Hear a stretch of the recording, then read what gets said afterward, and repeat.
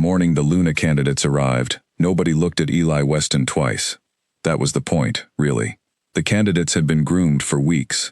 Hair oiled, dresses pressed, scents carefully managed so the alpha could make his assessment without distraction. They stood in the great hall of the Weston Pack estate like a row of paintings, each one perfectly framed, each one desperate to be chosen. 22 women. Every one of them trained to hold eye contact with Alpha Cole Weston, and absolutely nobody else. Eli sat in the corner. He always sat in the corner. His wheelchair was old, not broken, just old, the kind of old that said nobody had thought to replace it, and he had pushed himself into the gap between the fireplace and the east wall, where the light was thin and the attention was thinner. He had a book open on his lap. He was not reading it. He was watching the candidates the way a person watches weather through glass, curious, detached, waiting to see which way the storm would go. He was 24 years old. He had his father's jaw and his mother's eyes, and his mother had been dead for 11 years, and nobody in this room knew or cared about either of those facts. What they knew was that he was the Alpha's son. What they cared about was that he would never be Alpha. A Weston who could not stand, they said, quietly, always quietly, was a Weston who could not lead. So the candidates did not look at him. Alpha Cole Weston entered the hall at precisely 9 in the morning. He was a large man, the kind of large that came from decades of dominance, and the room shifted when he walked in. Spines straightened, chins lifted, every female in the space orienting toward him the way flowers tilt toward light. He moved down the line of candidates slowly, exchanging formal words, giving each woman a measured look. Eli turned a page he had not read. The selection process was old tradition. The Alpha would invite Luna candidates to the estate for 3 days. During those 3 days, the candidates would be observed, at meals, at pack functions, in conversation with senior wolves. The one chosen would be announced at the closing ceremony. It was organized, it was efficient, and it was, in Eli's opinion, slightly barbaric. But he had stopped offering opinions about pack traditions around the time he turned 18, and realized that opinions from corners were not heard. He watched his father stop in front of a woman near the end of the line. She had bright auburn hair and the kind of posture that had been practiced in front of mirrors. She smiled. His father smiled back. 3 of the other candidates tracked the exchange with perfectly concealed panic. Eli almost smiled. Almost. Then the door opened again. She came in late. Not fashionably late. Late in the way that meant something had gone wrong. Her coat was not quite settled on her shoulders, one of her earrings was slightly crooked, and she had the look of someone who had been running and had very recently stopped. She was not auburn-haired or mirror-practiced. She was average height, with dark brown hair, pulled into a bun that was trying its best, and she had a smear of what might have been engine grease on her left wrist, that she was actively trying to hide by pressing her arm against her side. The room noticed her, the way rooms notice disruption. Every candidate head turned. His father turned. Even the senior wolves near the door turned. She stopped, took in the room, looked, briefly, genuinely, mortified. "I apologize," she said, and her voice was steady even if her cheeks were not. "My car broke down on the main road. I had to walk the last kilometer, a beat. I fixed it first, the car. I fixed the car, and then I walked." Nobody spoke. His father, to his credit, simply nodded. "Miss Clara Holt." She was written down. She was directed to the end of the line. She took her place between 2 perfectly groomed candidates who leaned almost imperceptibly away from her, and she stood there, with the grease on her wrist and the crooked earring, and did not apologize for any of it again. Eli had stopped pretending to read. He watched her look around the room the way a person looks around a room when they are orienting themselves, noting exits and light sources and structural details. Her gaze moved systematically. Door, windows, fireplace, senior wolves, his father, and then it arrived at the corner. At him. She did not look away quickly, the way people usually did. She did not do the small flinch that people always thought they were hiding. She just looked at him for a moment with an expression that was not pity or curiosity or discomfort. It was the expression of someone who had simply noticed a person was there. Then she looked back at the ceremony. Eli looked down at his book. He read the same paragraph 4 times, and did not absorb a single word of it. The first official event was lunch, a formal affair in the dining room, round tables, assigned seating, the kind of meal designed so the candidates could demonstrate poise in a social setting. Eli attended these things because his father expected him to attend, and because he had learned a long time ago that absence was louder than presence. If he stayed home, people said things. If he came, people said nothing, which was its own kind of invisibility, but at least it was voluntary. He was seated at the far table. The buffer table, he called it privately. The one where they put the senior wolves, who were too important to ignore but too low in the hierarchy to place near the alpha. He had a plate of food he did not particularly want, and a glass of water, and the comfortable anonymity of being the least interesting person in the room. Clara Holt was seated 2 tables away. She was between 2 women who had already formed the kind of alliance that competitive situations produced within hours, the mutual protection pact, the shared enemy axis. They spoke around her more than to her. She ate her food, she answered when addressed, she was not performing. That was the thing Eli noticed. Every other candidate in the room was performing, a version of themselves that had been polished and rehearsed and submitted for consideration. Clara Holt was just sitting there, eating her lunch like a person eating lunch. One of the senior wolves at Eli's table leaned toward another and said, low enough that they thought he could not hear, "The Holt girl is an odd choice." "Last-minute addition," the other said. "The council included her. Some kind of quota. She's an Omega." A pause. The particular kind of pause that meant the thing that had just been said was important. "An Omega," the first wolf repeated. "As Luna." The second wolf said nothing. The silence said enough. Eli ate his food. In the hierarchy of pack wolves, Omegas sat at the bottom of the designation scale. Not worthless. No wolf was worthless. But not powerful. Not dominant. The Luna of a pack was supposed to be strong enough to hold the pack together, strong enough to stand beside an alpha, strong enough to be respected. An Omega Luna was, by pack tradition, a contradiction in terms. The candidates who had been invited here were betas, mostly. A few high-ranked betas. The kind of women who made sense on paper. Clara Holt, apparently, did not make sense on paper. Eli found himself wondering whose idea it had been to invite her. After lunch, the candidates were given a tour of the estate grounds. Eli did not take tours. The estate grounds had uneven terrain in several places, and there was a stretch near the eastern garden where the path narrowed in a way that made his chair difficult to manage, and he had stopped pretending that he enjoyed navigating it for the sake of appearances around the age of 20. He went to the library instead. He was 2 chapters into something genuinely interesting when the door opened. He looked up, expecting one of the staff. It was Clara Holt, still with the crooked earring, now without the coat, holding a cup of tea, and looking at the shelves with the expression of someone who had found something unexpectedly good. She saw him. She did not startle. "Oh," she said, "sorry. I did not know anyone was in here. I can go." "You don't have to go," Eli said. The words came out before he had fully decided to say them, which was unusual for him. He was generally careful with words. "There's enough room." She looked at him for a moment. "Are you sure? I don't want to interrupt." "You're already in the room," he said. "The interruption has occurred." She laughed. It was a short laugh, caught before it fully landed, but it was genuine.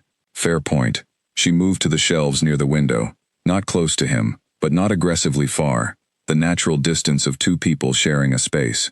She ran her finger along the spines. "This is a good collection." "My mother's," he said. Then he was not sure why he had said that. She glanced at him, not with pity, with the kind of attentiveness that meant she had registered it and was deciding whether to pursue it. She had good taste, she said, and pulled a book from the shelf and sat down in the chair by the window. They read in silence for 40 minutes. It was the most comfortable Eli had been in 3 days, and the candidates had only arrived that morning. He did not think about that too hard. That evening, there was a formal dinner.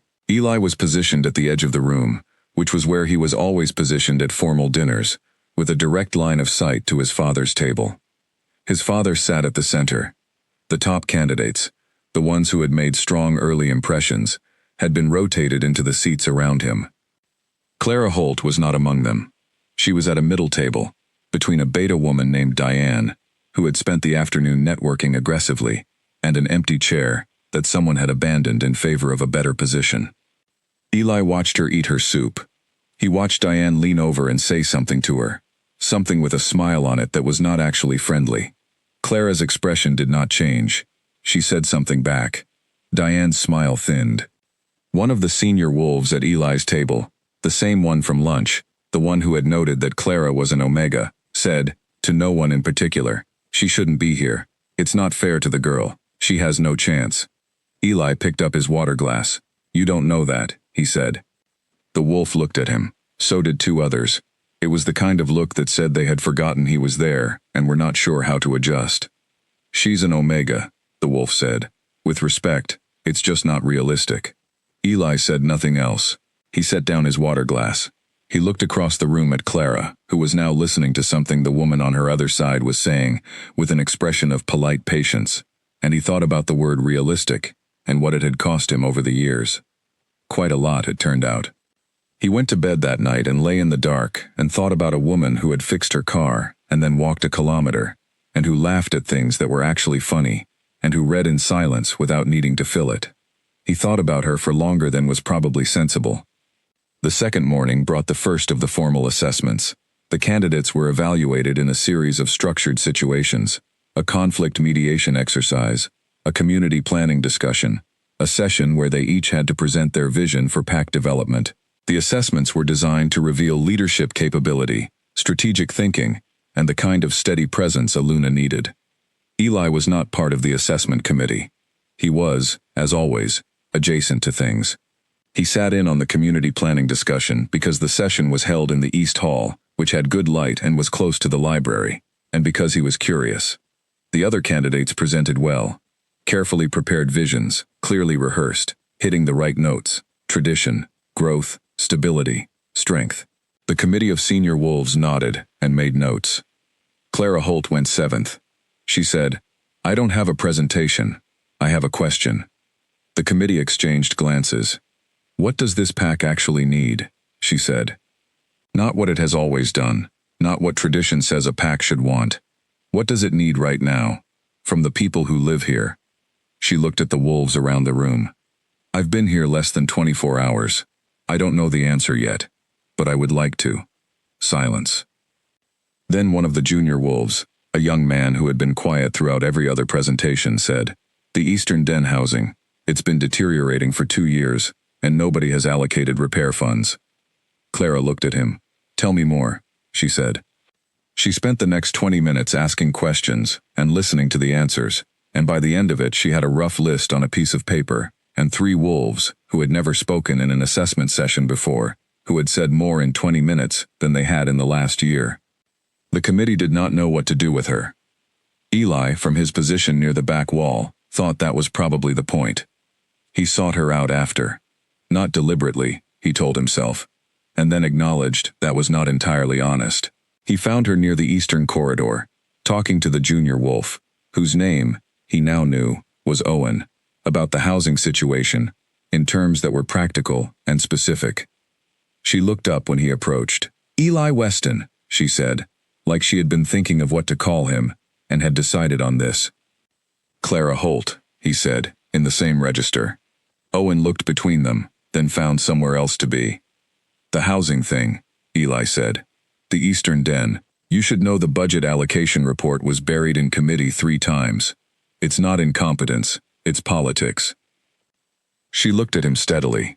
"Whose politics?" "Senior council. The Eastern Den is predominantly lower-ranked wolves. There are 3 council members whose families hold the construction contracts in the western sector. They have a vested interest in keeping resources concentrated." She was quiet for a moment. "How long have you known this?" "About 8 months. And I am the Alpha's disabled son," he said. "My opinions on resource allocation land approximately nowhere." She did not flinch at disabled. She did not do the careful thing where people picked a different word. She just absorbed it the way he had said it. As a fact, one of several. "Have you written it down?" she said. "All of it." "I'd like to read it," she said, "if you're willing." He looked at her.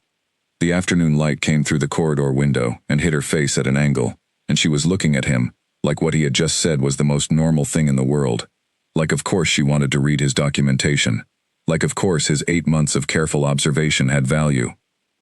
That night, at the second formal dinner, Eli noticed that two of the senior wolves, who had been most dismissive of Clara the previous day, were now watching her with a different kind of attention. Not warmer, more careful. He did not know whether that was a good sign. He thought it probably depended on who you were. Clara was seated closer to his father's table tonight. Not at it, but closer. Eli watched his father speak to her once, briefly, over the course of the evening.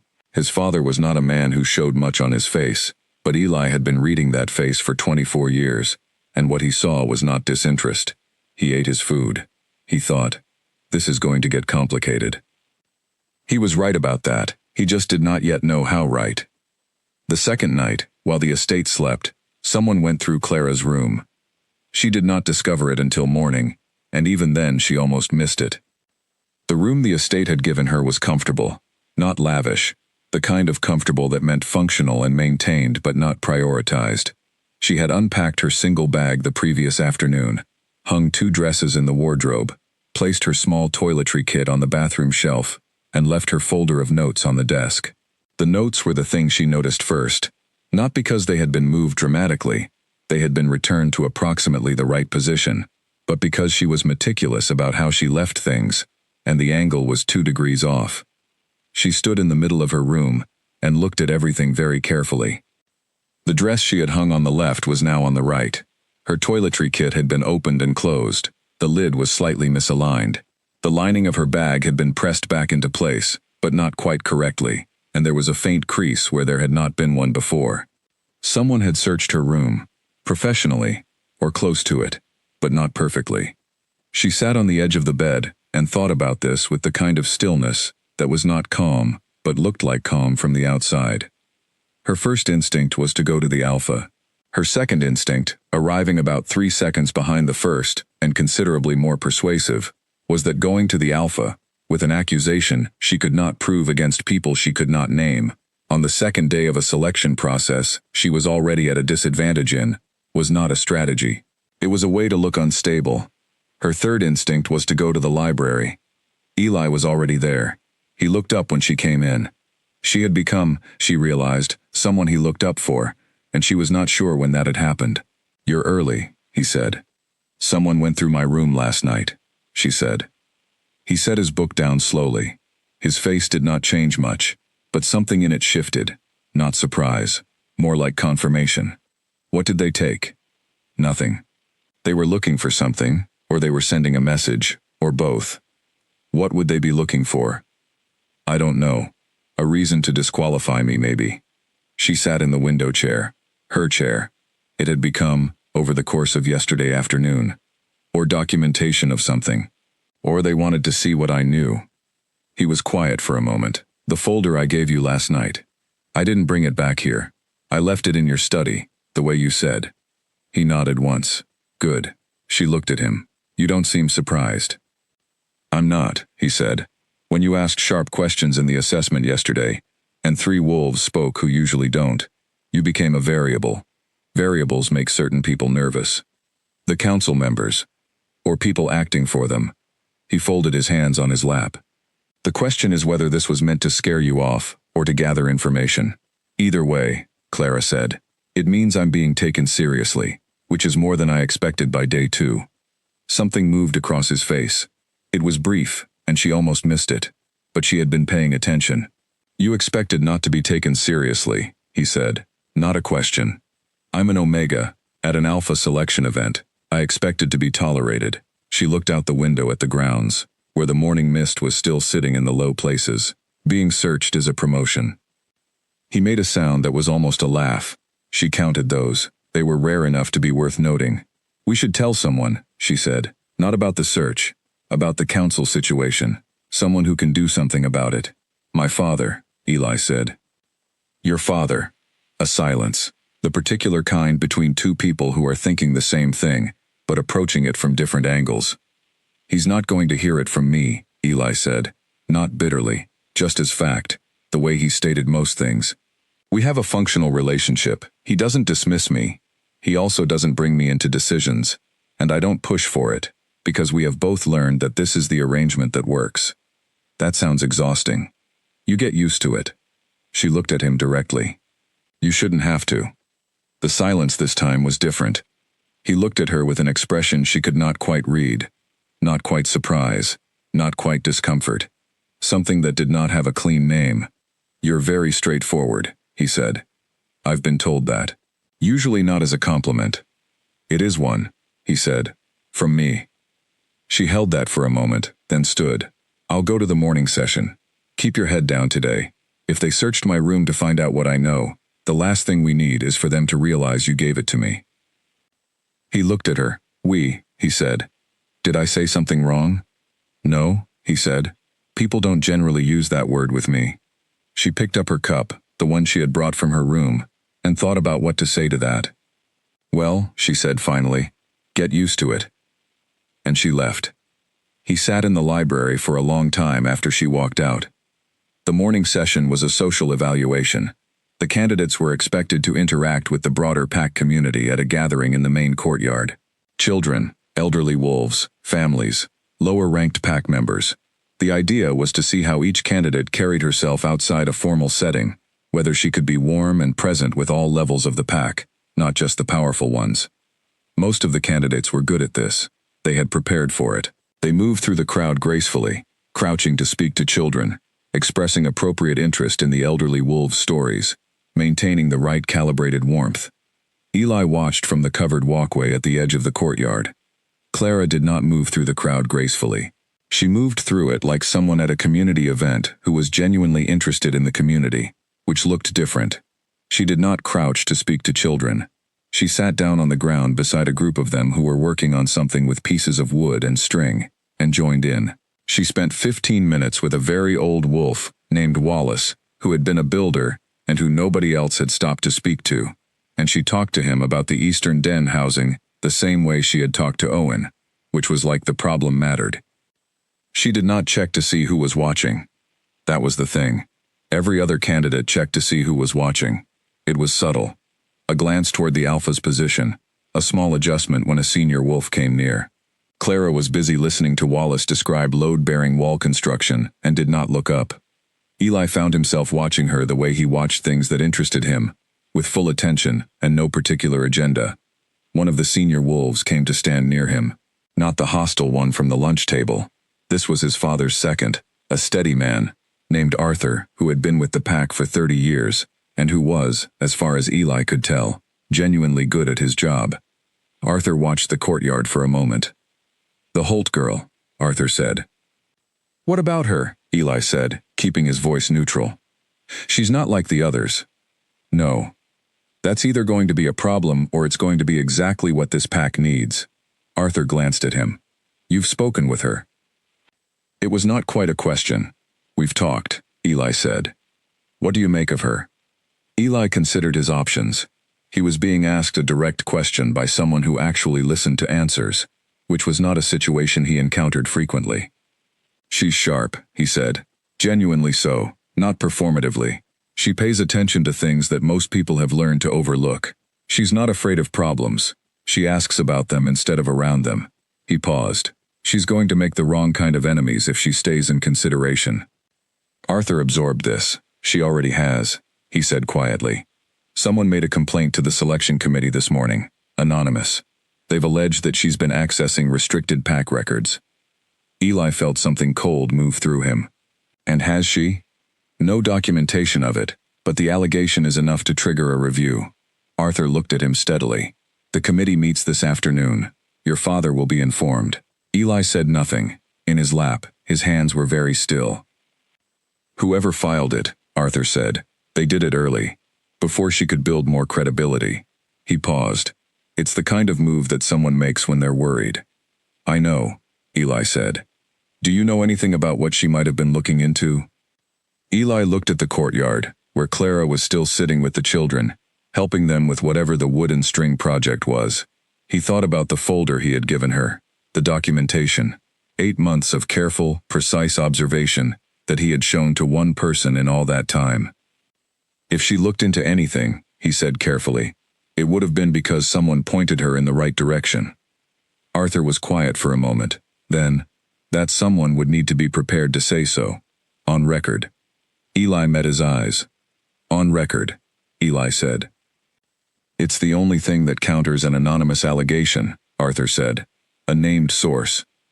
In the courtyard, Clara laughed at something a child had said, and the sound carried across the space, and Eli thought about all the things he had spent 24 years being careful to avoid. The visibility, the conflict, the cost of being wrong about something, in a room, where being wrong meant being dismissed more thoroughly than usual. He thought about the word we. "Tell me when the committee meets," he said. Arthur nodded once and walked away. Eli sat in the covered walkway and made a decision that was probably going to change several things, and he tried not to think too carefully about which things those were, because if he thought about it too carefully, he would talk himself out of it, and some part of him had decided, somewhere between the library and right now, that he did not want to be talked out of it. The committee met at 3 o'clock. He went. This was itself unusual enough that when he wheeled into the room, 3 of the 5 committee members actually stopped speaking mid-sentence.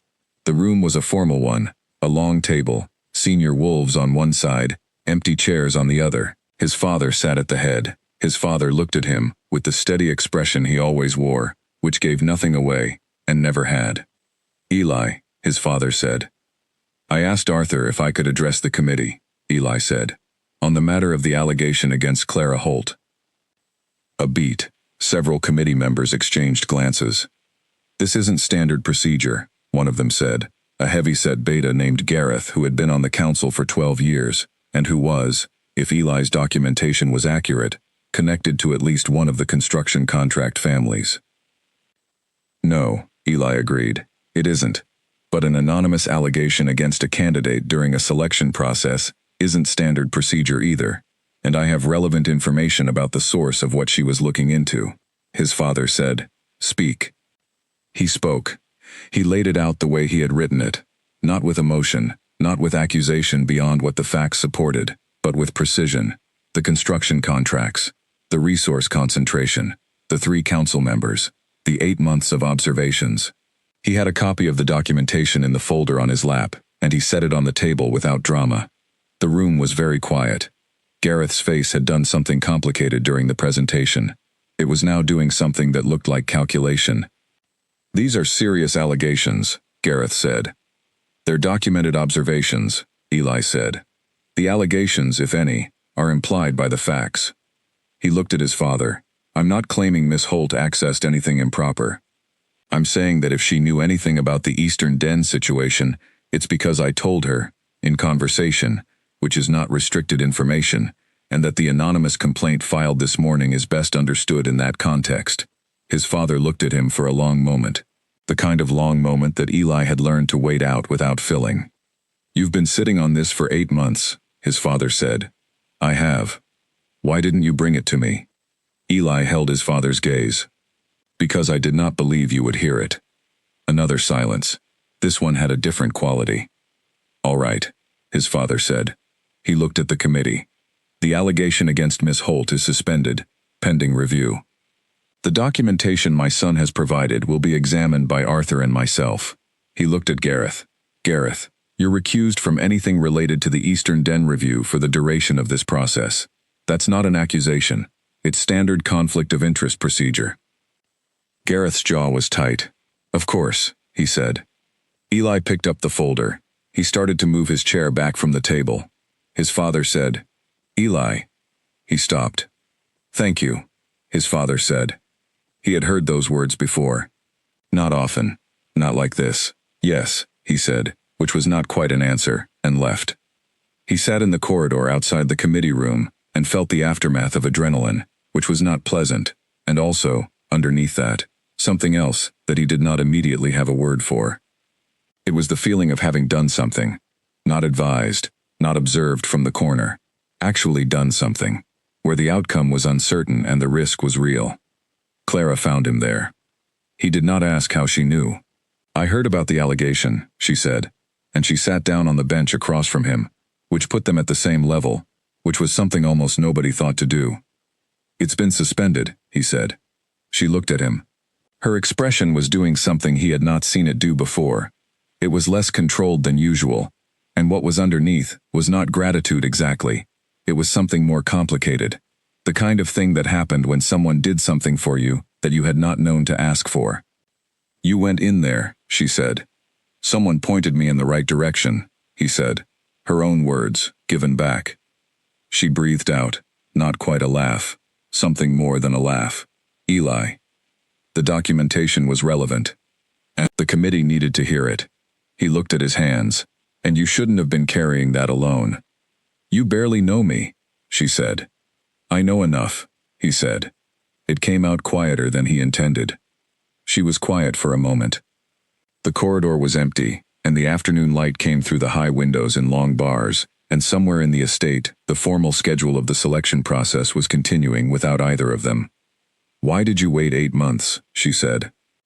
Because I'm very good at staying in corners, he said, and very bad at trusting that going further will be worth it. She looked at him for a long time. He did not look away. Was it, she said, worth it? He thought about the committee room, his father's face, the folder on the table, the word thank you, in a voice that had never quite sounded like that before. Ask me at the end of the week, he said. She nodded. She did not leave.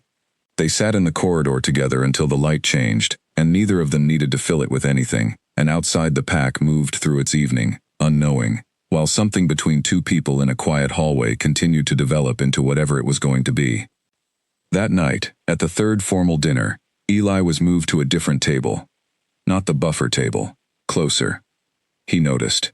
He said nothing about it. He watched Clara, 2 seats to his left now, speak to his father for the first time, in a setting that was not formal assessment. Not long, a few minutes. But his father was using the expression that meant he was actually listening, not just receiving information politely, and that was, in Eli's experience, not a small thing. 2 of the remaining candidates watched the exchange, with the kind of attention that had started to look less like competition and more like concern. Eli ate his food. He thought, 3 days is not enough time for any of this to make sense. He thought, and yet. The third morning, the selection was supposed to end. That was the timeline. 3 days, then an announcement. The pack expected it. The candidates expected it. The senior wolves had their predictions and their investments and their carefully considered positions. 3 days was enough time to make a choice. 3 days had always been enough time. Clara was woken at 6 by a knock on her door. She opened it to find Owen, the junior wolf, looking like someone who had not slept, and was deeply uncertain whether coming here had been the right decision. He was holding a piece of paper. I'm sorry to come this early, he said. Don't be. She stepped back to let him in. He handed her the paper. It was a transcript, handwritten, clearly done from memory rather than from an actual recording, but detailed. A conversation between 2 senior council members, the previous evening, in a room they had believed was private. One of the names was Gareth's, the other she did not recognize. She read it twice. Where did you get this? She said. I was in the adjoining room, Owen said. Filing. They didn't know anyone was there. He shifted his weight. I thought I didn't know what to do with it. But then I thought about the assessment, and the housing, and I thought. You thought right, Clara said. Give me 20 minutes. Owen waited in the corridor. Clara dressed, folded the transcript into her pocket, and went to find Eli. He was not in the library. He was in his room, apparently, and she knew which one it was because Arthur had mentioned it in passing the previous day, in a way that had seemed offhand but she now suspected was not. She knocked. He opened the door himself. He was dressed, which meant either he was already up or he slept in his clothes, and from the look of him, it was probably the former. He saw her face and said, What happened? She gave him the transcript. He read it once, very fast. Then he read it again, more slowly. His face, which was generally careful, went through something during the second reading that was not quite anger and not quite relief. Something more like the feeling of being proven right about something you had desperately wanted to be wrong about. Gareth and Hammond, he said. Hammond was the name on the transcript she had not recognized. Hammond is on the selection committee. Yes, Clara said. And according to this, the plan is to challenge the legitimacy of any candidate my father shows interest in, who isn't their preferred choice. Preferred choice being Diane, Eli said. She's a beta from the Crestwood line. The Crestwood family holds 3 supply contracts for the pack's northern territory. If Diane becomes Luna, the Crestwood influence in the pack doubles. He set the transcript on his desk. This has nothing to do with what's best for the pack. It hasn't for a while. Clara looked at him. How long? Since my mother died, he said. It was flat, the way facts were flat. My father spent 2 years in grief that probably looked like weakness from the outside. The council expanded during that time. Not dramatically, just gradually, the way these things happen. Small decisions consolidated, small agreements made. He was quiet. By the time my father came back to himself, the consolidation was already structural. She was careful with her next words. And you've watched this happen. From the corner, he said, the same phrase he had used yesterday, and it landed the same way. Not self-pity, just honesty about a position. Not anymore, she said. He looked at her. No, he said slowly. Not anymore. He picked up the transcript. We need to take this to Arthur before the morning session. He needs to have it before Gareth or Hammond can position their version of events. I'll go now, she said. I'll come with you. They moved through the estate corridors in the early morning, before most of the pack was awake, with the transcript between them, and the day opening up in a way neither of them had quite prepared for. Clara was aware of Eli beside her with a precision that had nothing to do with strategy. The way he navigated the corridors, efficiently, without drama, knowing exactly which turns to take to avoid the narrower passages, was the kind of thing that revealed a person's relationship with their own space. He had mapped this estate in his head, the way she had mapped the car engine on the side of the road. Problem-solving that looked like habit because it had been necessary for long enough to become one.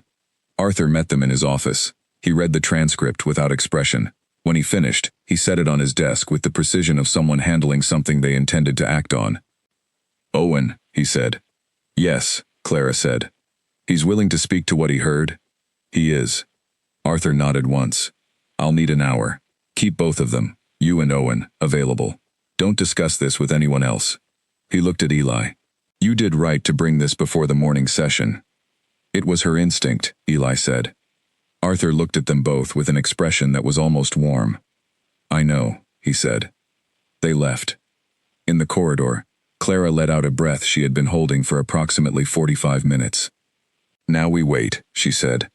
Now we wait, Eli agreed. They went to the library. This was, she thought, becoming a reflex for both of them. Difficulty arose. Resolution was set in motion. And then they went somewhere quiet together, and let time pass at its own pace. She picked up the book she had started 2 days ago. He opened his. The morning moved. An hour became 90 minutes. A knock at the library door. It was Owen, looking like he had been through something significant, and had come out of it in one piece, but would need some time. Done, he said. Arthur has everything. The Alpha has been informed. Clara set down her book. How did he take it? Owen considered this. I've never seen the Alpha's face do what it did this morning, he said carefully. But he thanked me, and he asked me to stay available for the afternoon. After Owen left, the library was quiet again. Clara did not pick up her book.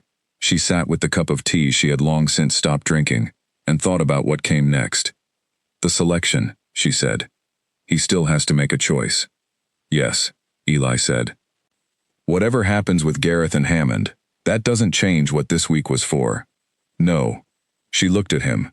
He was looking at his book, but he was not reading it. The page had not turned in 15 minutes. Are you all right? She said. He looked up. The question seemed to catch him slightly off guard. Not because it was unwelcome, but because it was direct, and she had noticed that people were not generally direct with him. I'm thinking about what happens after today, he said. What are the options? Depends on my father's decision.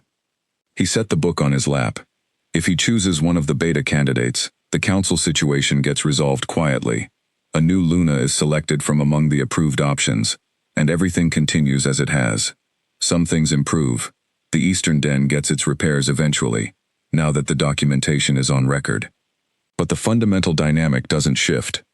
And if he doesn't choose one of the beta candidates? Eli was quiet for a moment. Then a great many people are going to have strong opinions about the judgment of an Alpha who chose an Omega as his Luna, and it will be loud and sustained. Clara met his eyes. And what do you think about it? I think, he said carefully, that judgment based on designation has cost this pack quite a lot. I'm aware I'm not an unbiased source on that particular topic. She almost said something. She stopped herself. What? He said. I was going to say something about how your opinion matters, she said. About how you've earned the right to have it heard. But I think you know that, and I don't want to be patronizing, he said. Yes. You're not, he said. The way you say it is different. He looked at his hands for a moment. Most people say things like that, and mean, I feel sorry for you, and I'm trying to make you feel better. You say it like you mean, you should be in the room. You should be in the room, she said. You have been in the room. You've been the most useful person in it. He was very still for a moment. Then he said, I want to ask you something. All right. Why did you come here? To the selection, honestly. She considered the question. It deserved honesty. My mother asked me to, she said. She submitted my name without telling me. When the invitation came, I wasn't angry. I was confused. I'm an Omega. I have no business being in an Alpha selection. And yet you came. She asked me to go, Clara said. My mother is not a woman who asks things without reasons. And I thought, even if I don't get chosen, even if it's 3 days and I come home with nothing, maybe being here means something. Maybe being seen here means something, for Omegas who come after. He looked at her with that unreadable expression again, the one that had started to feel like it was being read differently than it used to be. That's a lonely thing to carry into a room like this, he said. I didn't know it would be less lonely than I expected, she said. Another silence. Not the comfortable reading kind this time. The kind where something had been said that could not be unsaid, and both people were deciding what to do about it. His father's voice came from the doorway. They both turned. Alpha Cole Weston stood in the library entrance. Not a formal appearance, no entourage. He was alone, and he looked, for the first time since Clara had seen him, like a man rather than a position. I thought I'd find you both here, he said. He came in. He sat in one of the reading chairs, not the one by the window, which had become Clara's, and he looked at his son for a long moment with an expression that was working hard at something. Eli, he said. Father. I owe you an apology, Cole said. Several, probably. But this specific one is for not listening when you tried to bring things to my attention. Eli did not move. You didn't know I was trying, which is also something I owe an apology for. Cole looked at the floor briefly, then back up. Your documentation on the council. It's thorough. It's more thorough than anything my own investigators have produced. You've been watching this for 8 months. Yes. Why didn't you trust that I would hear it? Eli was quiet for a moment that went on long enough to be its own answer. Because every time I've tried to be useful, he said finally, the first response has been to manage me. Gently, with the best intentions, but manage me. He looked at his father steadily. You do it too, not cruelly. But you do it. Cole absorbed this. He did not argue it. I know, he said. I'm sorry for it. Clara was very still. She had the feeling of witnessing something that had been waiting a long time to happen, and she had the further feeling that she should not speak. Gareth and Hammond are being removed from their positions, Cole said. The Eastern Den Review will go to an independent committee. Owen's account has been added to the formal record. He looked at Clara then. Miss Holt. Alpha, she said.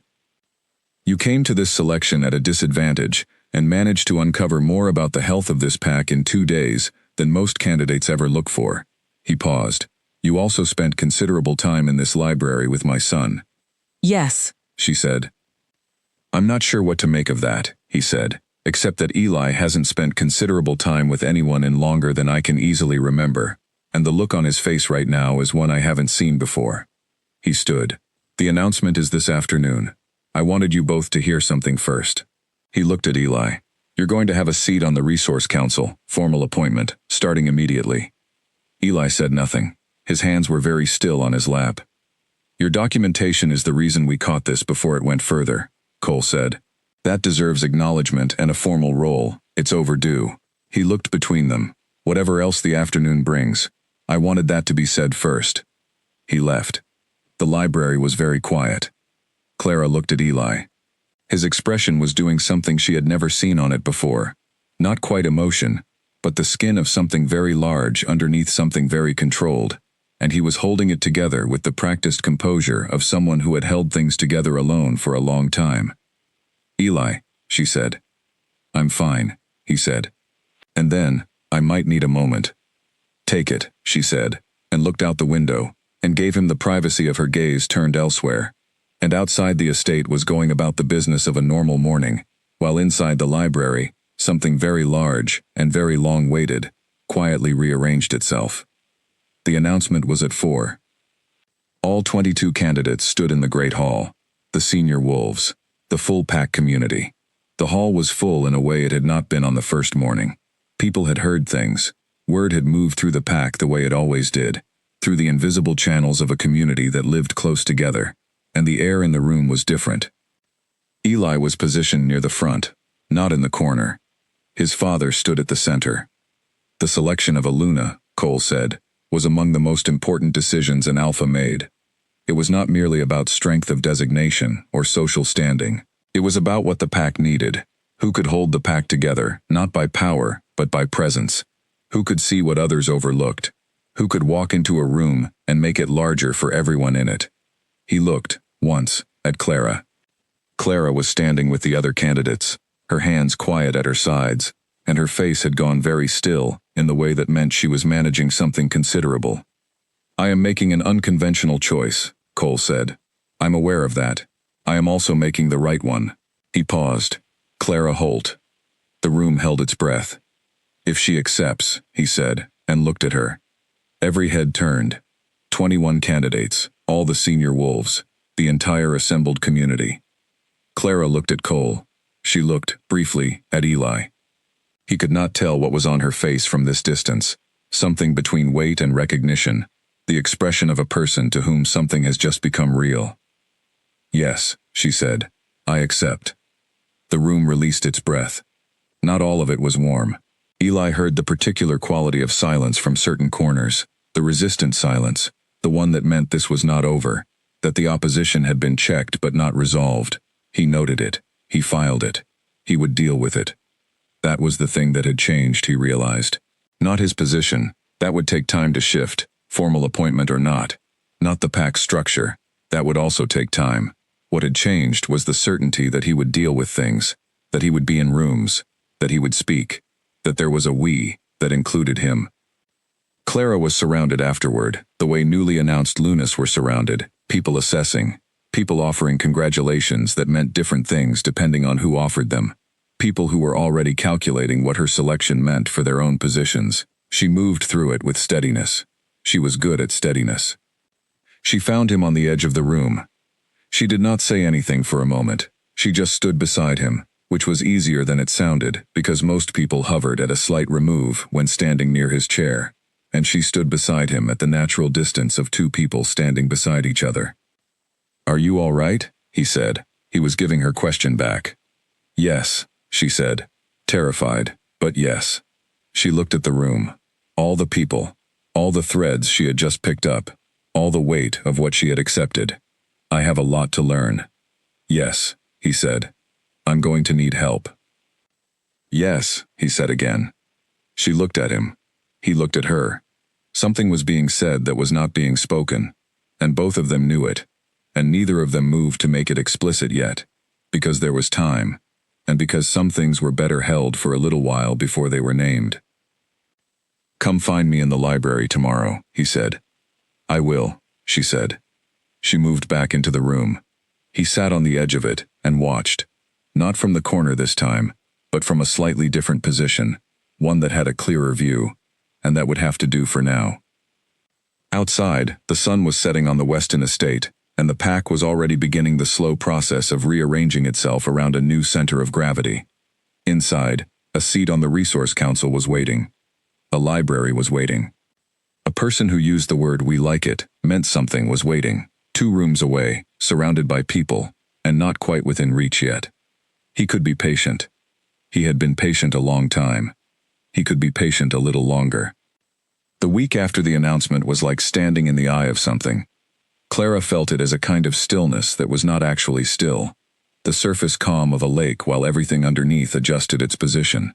The pack was civil, more than civil in many cases, genuinely welcoming, particularly the lower-ranked members, the families in the eastern den, the wolves who had spoken at the assessment, and had never expected anyone to listen.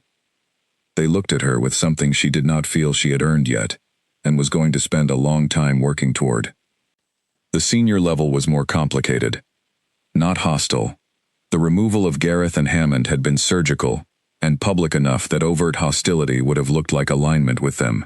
But there was a studied neutrality from several council members that Clara recognized as a waiting posture, watching to see whether she was real or temporary, whether she would be managed back into conventional expectation, or whether she would actually hold the ground she had arrived on. She showed up to the first Resource Council meeting with notes. Eli was already there. He had a seat at the table now. His formal appointment had been processed with a speed that suggested his father had been waiting for the right moment, and had found it.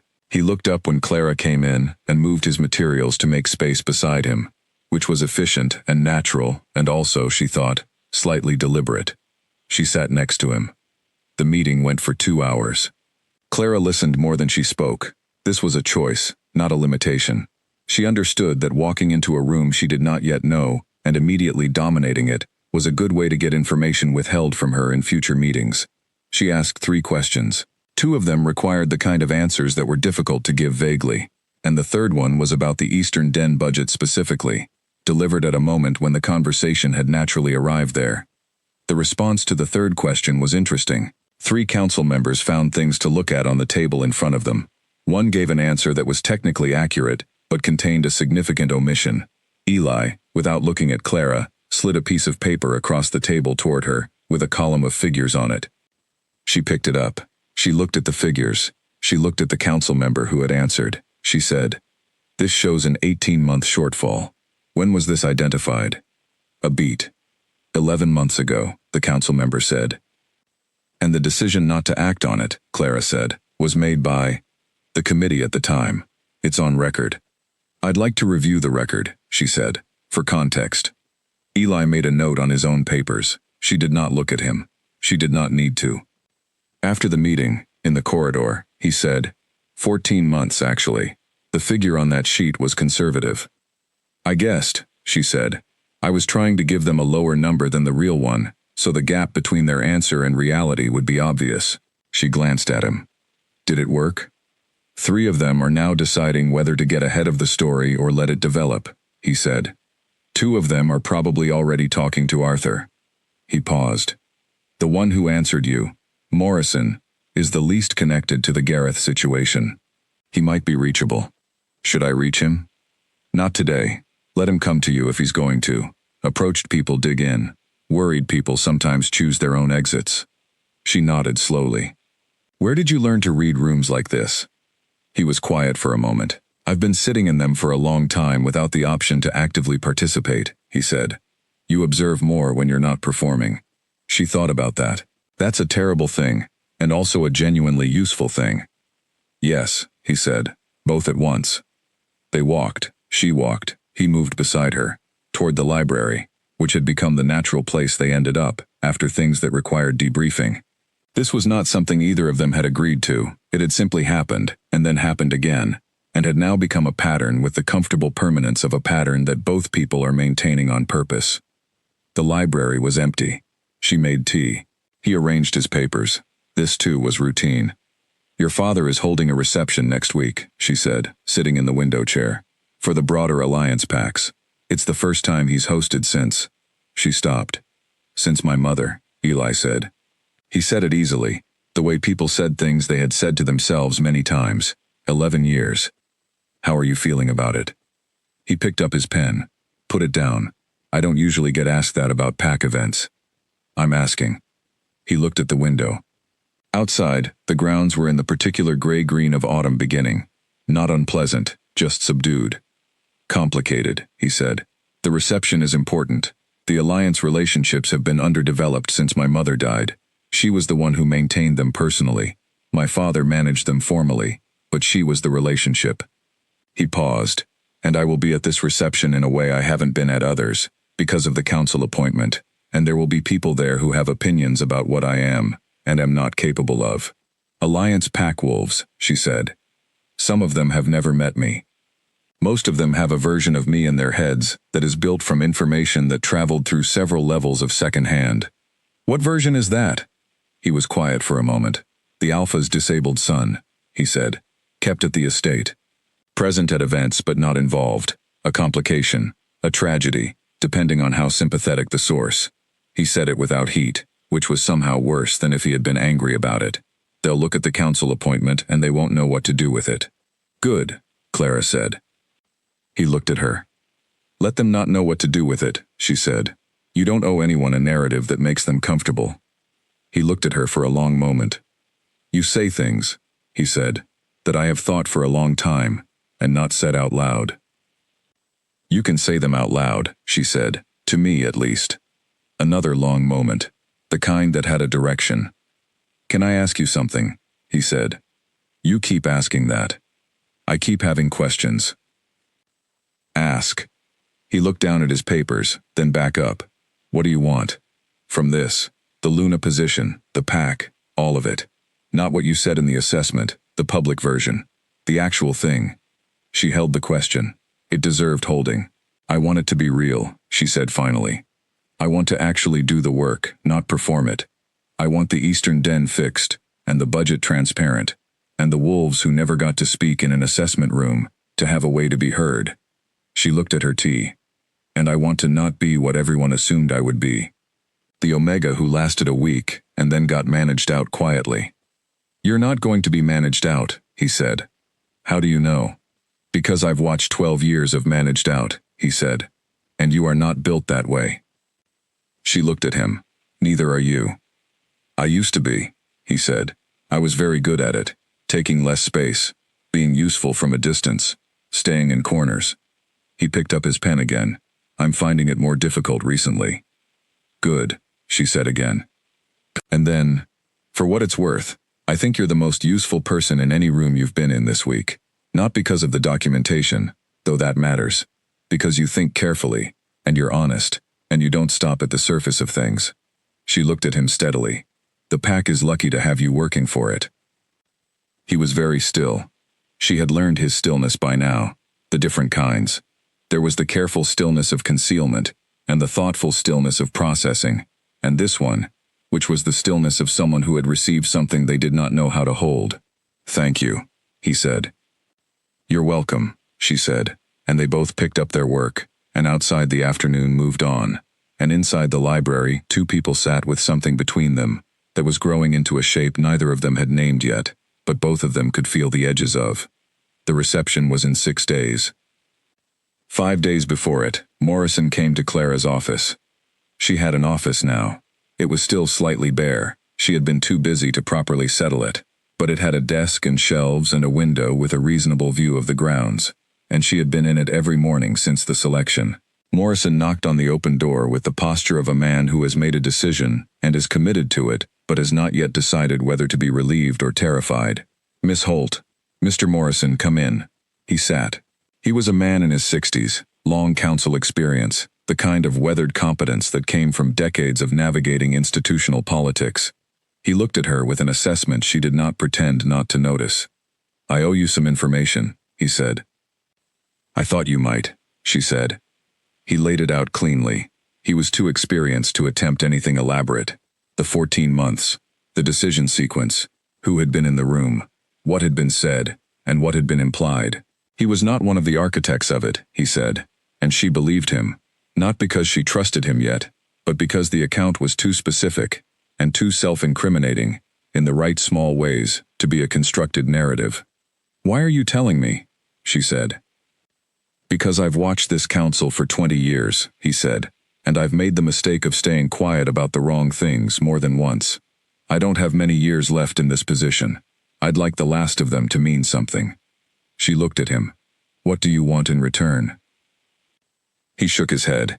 Nothing. I'm not negotiating. I'm choosing my side. She nodded slowly. All right. I'll need this in writing. I've already prepared it. He set a folder on her desk. Arthur has a copy as well. I gave it to him this morning before I came here. She looked at the folder. You went to Arthur first. I wanted it on record before I spoke to you, in case anything happened to delay this conversation. He stood. I'll be at the reception if you need me. He left. Clara sat with the folder for a moment. Then she went to find Eli. He read the folder in 10 minutes. He read it twice, the way he always did, and the second reading was slower. When he looked up, his expression was doing the calculation thing, the one where he was working several steps ahead simultaneously. "This plus the documentation," he said, "and Owen's account. It's enough to formally restructure the council," Clara said, "if your father chooses to act on it." "He will," Eli said. "He's been waiting for exactly this." He set the folder down. "The question is timing. Before the reception or after?" "Before," Clara said. "If we wait until after, the Alliance Pack representatives will arrive with the old version of the council's composition. They'll calibrate their relationships based on that. We want them to arrive knowing the restructuring has already happened." He looked at her. "You've thought this through." "I've been thinking about it since Morrison asked for an appointment," she said. "You knew he was coming." "I hoped he would. I didn't know." She sat in the chair across from his. "Was I wrong to give him the space to come to me?" "No," Eli said. "You were right. Pushed people dig in. Worried people choose their own exits." He paused. "You retained that." "You said it well." The corners of his mouth moved, not quite a smile. "Close. We should take this to my father this afternoon." "I was going to suggest this evening," she said. "Give him time to read it before we meet, rather than presenting it cold." He tilted his head slightly. "Yes, that's better. You would have thought of it." "Probably," he said, "but you thought of it first." They went to Cole's study at 7 that evening. They went together. Neither of them had discussed this. It was simply the natural result of both of them being ready at the same time and moving in the same direction. Cole read the folder. He asked questions.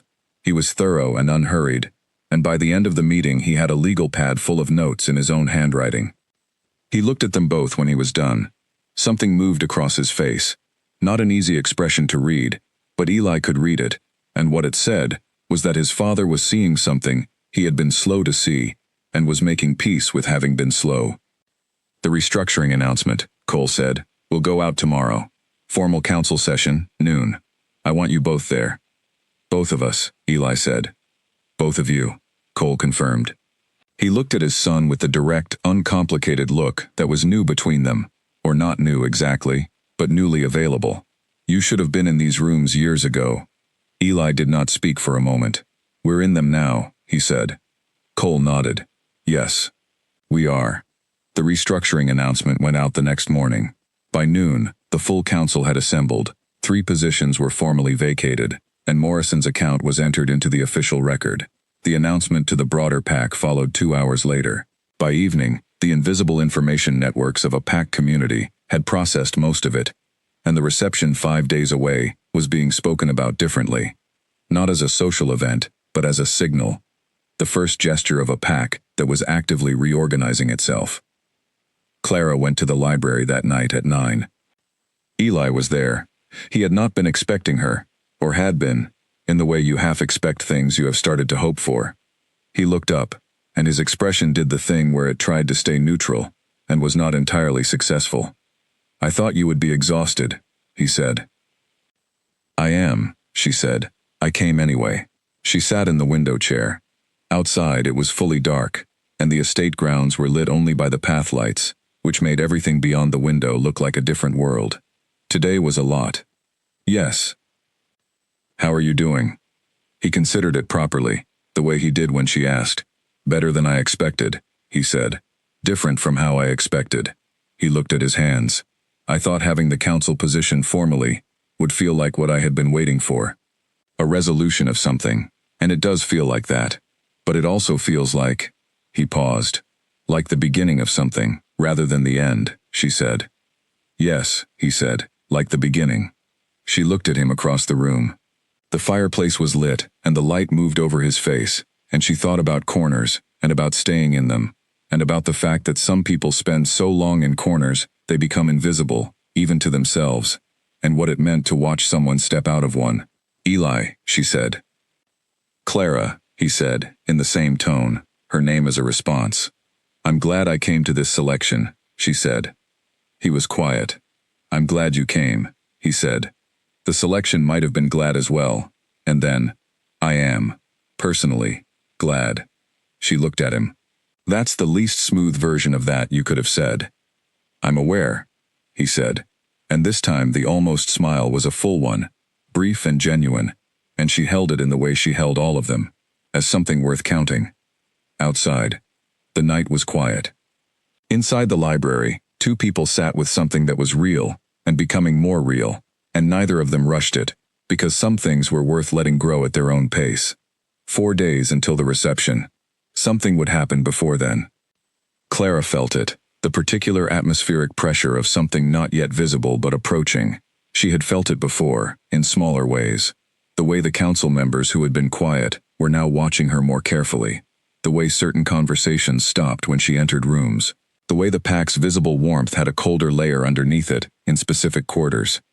She was right about the pressure. She was not right about the form it would take. At 2 in the morning, 3 days before the reception, someone put a note under her office door. It read, "They are going to say you are not a legal candidate. Check the charter rules for Omega Luna selection. Your appointment will be challenged before the reception." It was not signed. She read it 3 times.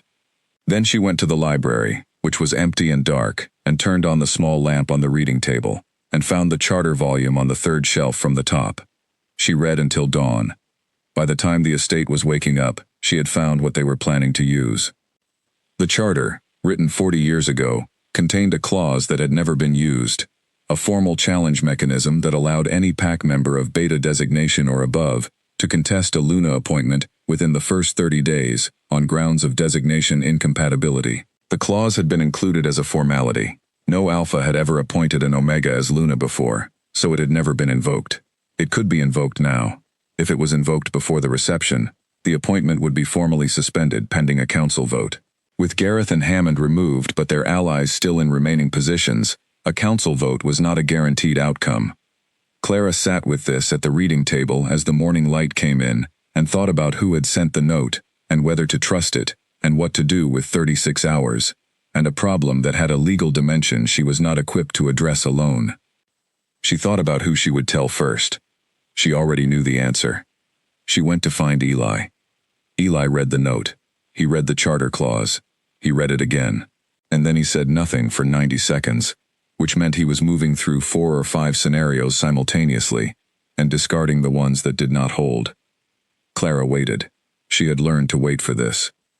"The note is real," he said finally. "The challenge is real, and it's coming. The only question is, who sent the warning?" "Someone on the inside," she said. "Someone who wants you to succeed, and can't say so publicly," he said. "Which narrows it." He looked at the charter. "The clause itself is not challengeable. It's legally valid. The challenge would have to be defeated at the council vote. And the council is currently 5 members after the restructuring. 3 I'm confident on. 2 I'm less certain about." He closed the charter. "We need something that preempts the challenge entirely. Not a defense. A preempt. What does that mean?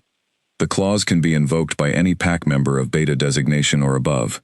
But there's a secondary clause I noticed just now. Here." He opened the book to a page she had not reached. "A challenge can be preemptively addressed by the Alpha if he presents formal documentation of the appointment grounds to the council before the challenge is filed.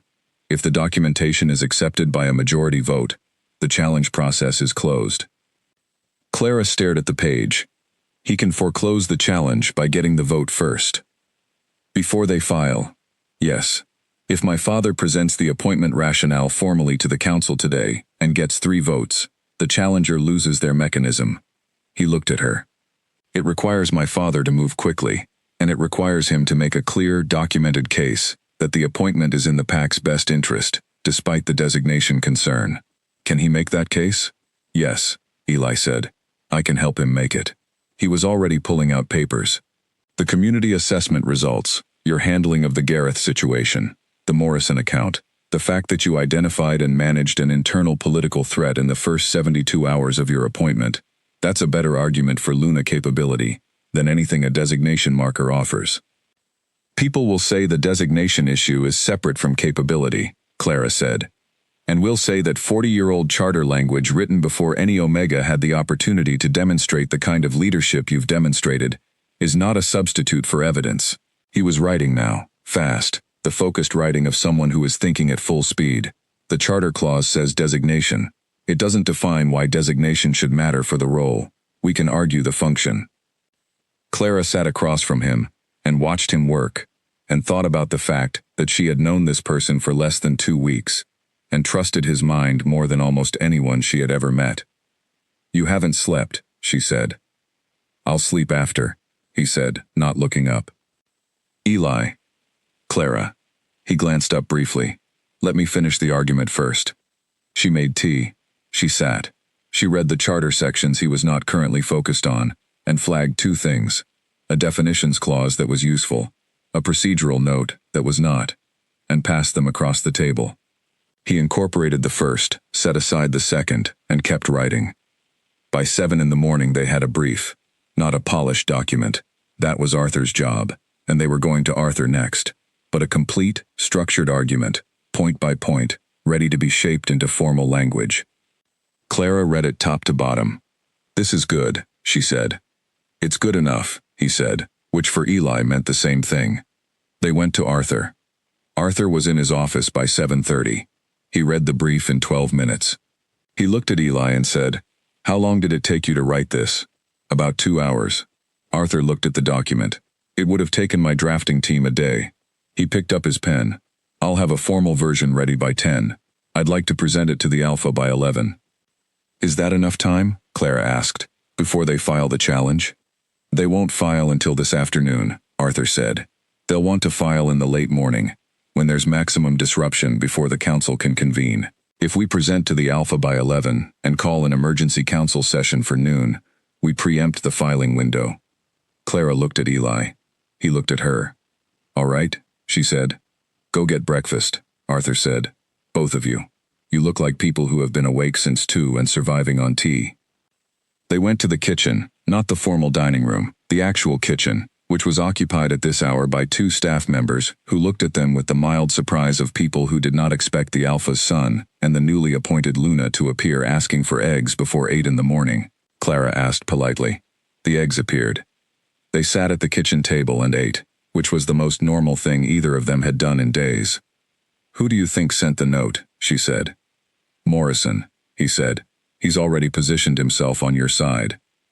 He would have heard about the planned challenge through council channels and had the combination of motive and access to warn you. Should I talk to him about it? Not directly. It would put him in a difficult position if the warning is traced back. Let it stay informal. He ate a forkful of eggs. He'll know you received it when the preemption happens." She nodded. "After today, assuming it works, the challenge group is going to be exposed. Some of them, the ones who are visibly connected to the challenge mechanism." He was thoughtful. "The ones who are going to benefit from it quietly are going to be harder to identify. But identifiable. Over time," he said, "if we keep watching. We." There it was again. The word sat on the kitchen table between them, and was not commented on by either of them. "What did you want to be?" she said. Not a non sequitur. It followed from something internal. "Before all of this, when you were young enough to not have the pack position fully established yet, what did you think you would do?" He looked at her. "I wanted to be an architect," he said. "Buildings, spaces. I had a very specific interest in how structures accommodated the humans, the wolves, using them. Whether the space worked for the people, rather than requiring the people to adapt to the space." He paused. "I drew plans obsessively until about 16. Then it became clear that pack responsibilities would not leave enough time for an actual practice." She looked at him steadily. "But you used it." "What do you mean?" "The Eastern Den. The documentation. The way you think about structural problems in the pack, resource flows, communication channels, where pressure collects and why." She gestured vaguely. "You're doing architecture, just not with buildings." He was very quiet. "Then, I had not thought of it that way." "Now you have," she said, and ate her toast, and he sat across from her, and had the expression of someone who has just had a window opened in a wall they had assumed was solid. The council session was called for noon. It was not, on its surface, an emergency. Arthur had framed it as a continuation of the restructuring process, a standard documentation review. This was precise enough to be true, and vague enough not to trigger the alert systems of whoever was planning the challenge. 3 council members arrived expecting routine. 2 arrived looking like men who had received information they were recalibrating around. Cole presented the appointment documentation. Arthur had shaped it into something formal and clean. Capability evidence. PAC benefit analysis. The designation argument built carefully on the definitions clause Eli had flagged at dawn. Clara sat at the table and listened to the case for her own appointment, and thought about how strange it was to need to argue for the legitimacy of what you had already been given. The vote was called. 4-1.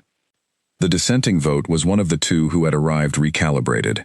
His name was Pierce, and he voted against with the stiff-jawed composure of someone who had already committed to a position and was not willing to abandon it publicly. The documentation was formally accepted. Arthur said, very quietly, "The preemption is on record. Any challenge filed from this point on is procedurally closed." Pierce left the room without speaking. Clara exhaled. Eli, beside her, let the pencil he had been holding very still rest on the table. Cole looked at them both. "I believe congratulations are in order for the fastest charter argument in PAC history," he said. "Arthur tells me it was written between 2 and 7 in the morning." "We were motivated," Clara said. "So I gather." Cole's expression was doing the something new thing again, the one that had been appearing more frequently over the past 2 weeks, which Eli privately identified as his father arriving at things he should have understood earlier and accepting the arriving without argument. "I want to say something, for the record, since this is a formal session." He looked at his son. "I have spent too many years," Cole said, operating on the assumption that presence required a certain kind of capacity. That being in a room, at a table, in a formal position, demonstrated, a particular kind of strength. He paused. "I have been wrong about that. And the proof of my wrongness is sitting at this table right now, in 2 different chairs." He looked at Clara as well. "The appointment stands, the charter has been satisfied, and I would like, going forward, to stop having decisions made for this PAC by people who don't have the PAC's interests at heart." Silence. Then Morrison said, from the end of the table, "Agreed." And the 3 other positive votes said some version of the same thing. The session closed. In the corridor afterward, Clara and Eli walked back toward the library. The afternoon was now past 2, and the estate was quiet in the way that followed a contained storm. The challenge that had never quite arrived had left an absence in its place. "Pierce," Clara said. "Yes," Eli said. "He's not the end of it. No, he's the visible part. The rest is still in place. But we've bought time." "We've bought the reception," he said. 3 days. Get through the reception with the alliance packs. Seeing a functional, restructured council and a stable leadership. That buys longer. She nodded. "And after the reception?" "We find the rest of the thread," he said, "and follow it." She looked at him sideways. "You say that like it's a plan." "It is a plan," he said. "A simple one." "Simple," she repeated. "Compared to what we did last night and this morning," he said. "Yes." She laughed. It came out fuller than usual, less contained, the laugh of someone who is tired enough to stop managing it. He looked at her when it happened, and his face did the thing it did when something surprised him in a way that was good. They went to the library. She fell asleep in the window chair, approximately 15 minutes after sitting down, in the way of someone who has been operating on adrenaline for 12 hours, and has now run out of it. He did not wake her. He read, and she slept, and outside the estate prepared for a reception that would matter, and inside 2 people who had met, 11 days ago, shared a quiet afternoon, in the way of people who have become genuinely necessary to each other. When she woke it was 5. She looked at him with the disoriented expression of someone not certain where they are, then found her bearings. "You should have woken me," she said. "You needed the sleep." "So do you." "I'll sleep tonight." He had finished his papers. He was looking at her with an expression she was beginning to understand, the one that was not quite simple, and not quite complex, that had something underneath it that had not yet been said. She looked at him for a moment. "Eli." "Clara." "Whatever you're not saying," she said, "you can say it." He was quiet. The fireplace was lit again, and the light moved. "I'm aware," he said carefully, "that the context of this is unusual. You're a newly appointed Luna. I'm the Alpha's son who has a council seat. We have been through something significant together in a very short period of time, and I don't want to." He stopped, started again. I don't want to mistake the significance of the situation for something else. What would something else be? She said. What I am actually feeling, he said, which is considerable, and which I think is real, and not situational. But I could be wrong, because I have limited experience with. He stopped again. With someone treating you like you matter, she said. A pause. Yes, he said. That. She looked at him. The words she needed were not complicated, but they were the right ones, and she needed to say them correctly. Eli. The reason I came to talk to you when someone searched my room was not because you were strategically useful. It was because you were the person I wanted to talk to. The reason I found you this morning was not because you were the most capable person to help, though you are. It was because I trust you. Specifically you. She held his gaze. I'm aware of the context too, and it's real anyway. He breathed in, out. He looked like someone who had been braced against something and had just realized they could stop. All right, he said. All right, she said. They sat in the library for another hour, and this time they did not read, and the quiet between them was a different kind, warmer, more deliberate, the kind that holds something rather than surrounds it. Outside, the estate moved toward evening. Inside, something that had been growing in the direction of real for 11 days arrived at it. 2 days until the reception. The thread Eli had mentioned was not going to wait. Pierce did not waste time. He had 24 hours before the reception, and he used all of them. Clara discovered the shape of what he was doing on the morning before the event, through a combination of sources. Owen, who had access to junior-level conversations. Morrison, who heard what moved through senior channels. And a pack member named Nell, who ran the estate's hospitality function, and who had the particular information advantage of everyone talking freely in front of the staff. The plan was not a legal challenge. That door was closed. The plan was simpler and more direct. Pierce, working with 2 remaining council-adjacent allies whose names Clara now had made contact with representatives from 2 alliance packs who were attending the reception. Not all representatives, specifically the representatives from the Greymount pack and the Dunfield pack, both of whom had existing political connections to the contracts held by the Crestwood family. The message delivered to those representatives was not a formal challenge. It was a conversation, a set of impressions, the story of an unstable week at the Weston estate, an Omega appointment made under duress, a council restructuring that looked more like an alpha under influence than an alpha asserting direction. A story told before the guests arrived, while there was no one present to contradict it. Clara sat with this in her office and thought about it with the particular kind of calm that arrived when the situation became very clear. Not comfortable. Clear. She went to Eli. He listened. He did the 2 readings silent thing. Then he said, "When did the representatives arrive?" "Yesterday afternoon," she said. "Early. So they've had the story for 12 hours already." "Yes." He was quiet. "What they've been told is not false, technically. The week was unstable. There was a restructuring. The challenge mechanism existed," he thought. "What it omits is why, and by whom, and what the outcome was. And we can't have a direct conversation with the Greymount and Dunfield representatives before the reception, without it looking like damage control," she said. "No. Direct approach looks defensive." He turned his pen in his hand. "The reception itself is the opportunity. What they see tonight matters more than what they were told yesterday, if what they see is clear enough." He looked at her. "Are you ready for this to be your room?" She looked at him. "What does that mean?" "The reception. You've been working in the background, the council sessions, the documentation, the preemption. Tonight is in front. The alliance packs need to see the Luna of the Weston pack in a setting that shows what she actually is. Not explained, shown." Clara absorbed this. "That's not a comfortable thing for me," she said. "I know," he said. "I'm not a social performer." "No," he said. "Which is exactly why it has to be you, and not a performance. A performed version would give them something they can analyze. The real version gives them something they have to reckon with." He met her eyes. "You're good with people when you're being yourself. In the courtyard with the children, with Wallace, with Owen. Be that." She looked at him for a moment. "You're going to be there." "I'm going to be there," he said. "I'll have conversations with the people I should have conversations with." "Which people are those?" "The Greymount second. His name is Frederick. I know him slightly from years ago." He's pragmatic, and he trusts primary observation over second-hand information. Eli paused. I'll also need to talk to the Dunfield representative, a woman named Helen. She's more political. She'll want to understand the council restructuring, in terms of what it means for alliance relationships. Can you do that? Yes, he said. I've been studying alliance relationships since I was 16. My father never asked me to, but I did it anyway, because it seemed like information that might matter. She looked at him.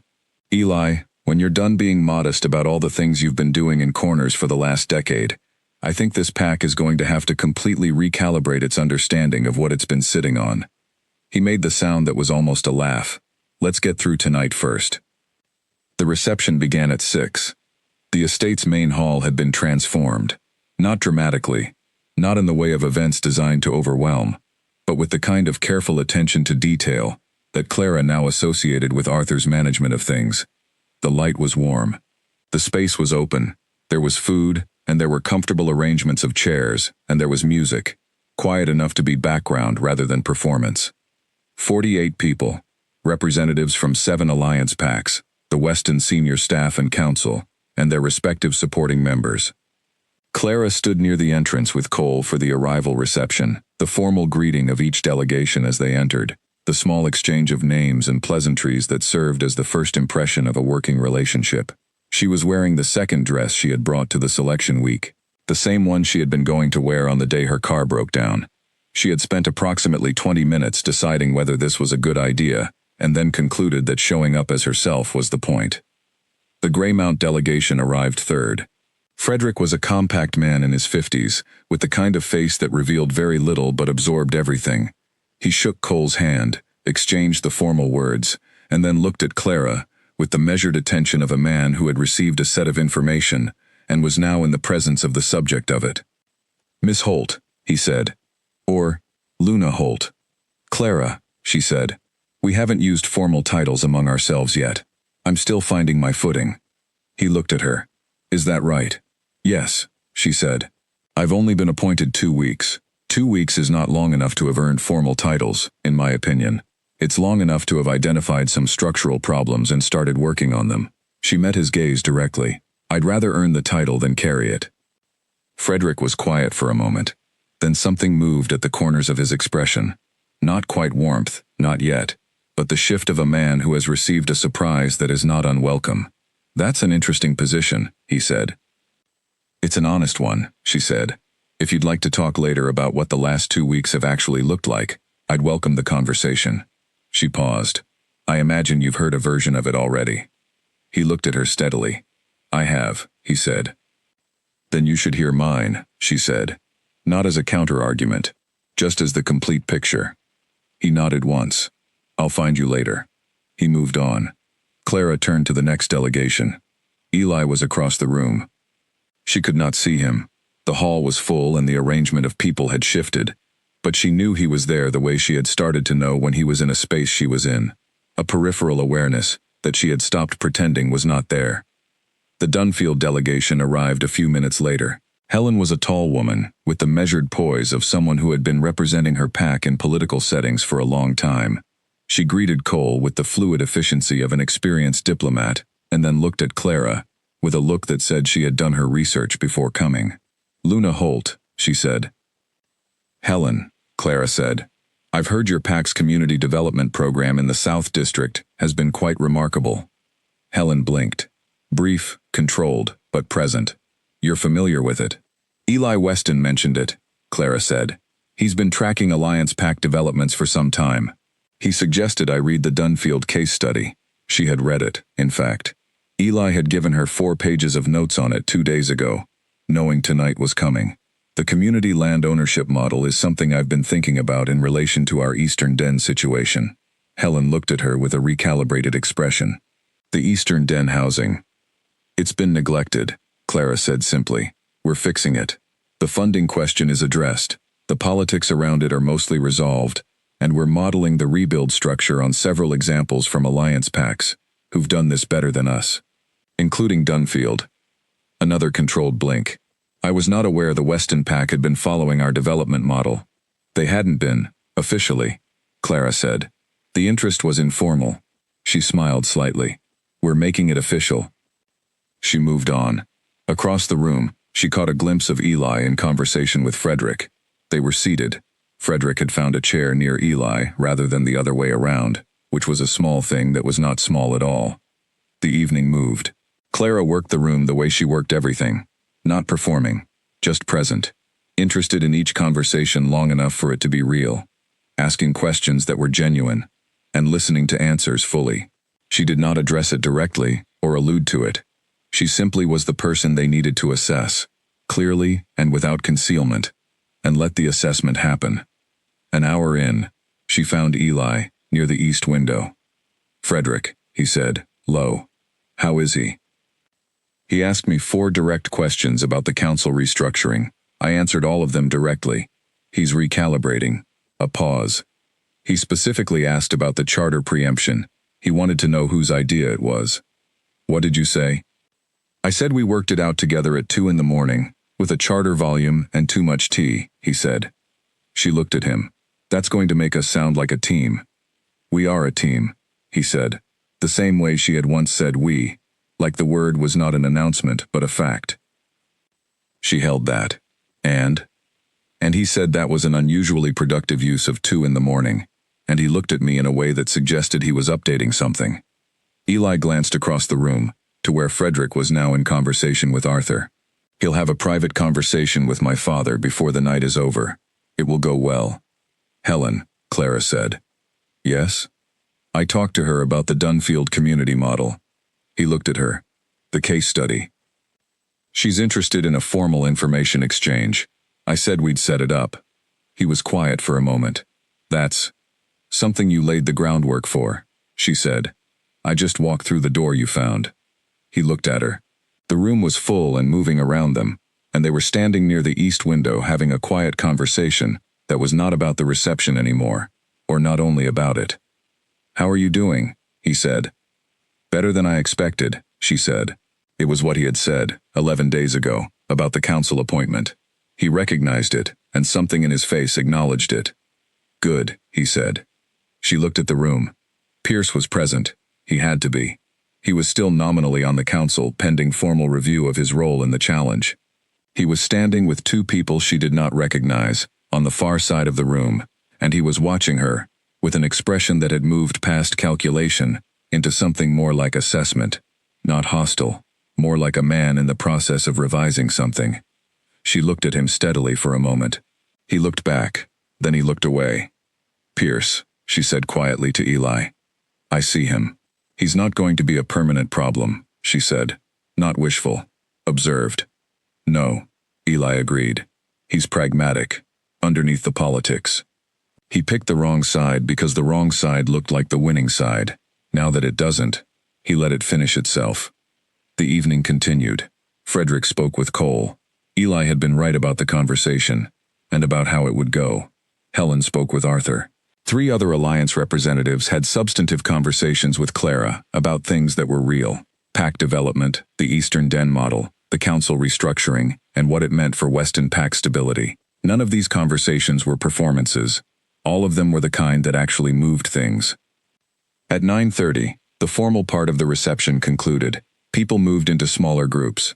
Cole spoke briefly. Not a speech, a few words of welcome, gratitude for the relationships the alliance represented, a reference to the Weston PAC's intention to rebuild those relationships more actively than it had over the previous decade. He acknowledged Clara.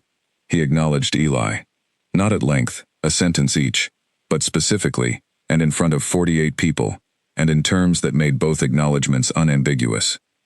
Clara felt the acknowledgement land in the room, felt it the way you felt atmospheric shifts, the pressure redistribution of something significant being said publicly. Across the room, she saw Eli's expression process it, not publicly, just the small internal response of someone who had heard something he had needed to hear. She would ask him about it later. After, when the guests were departing and the estate staff were beginning the quiet work of clearing, Frederick found Clara near the entrance.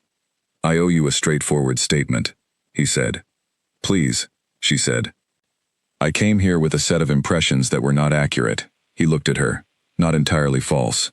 The week was unstable and there was a restructuring. But the framing I was given, instability as a negative, restructuring as evidence of weakness. That framing was wrong. What would the right framing be? He thought about it. A pack identifying a problem and fixing it, quickly and at some cost.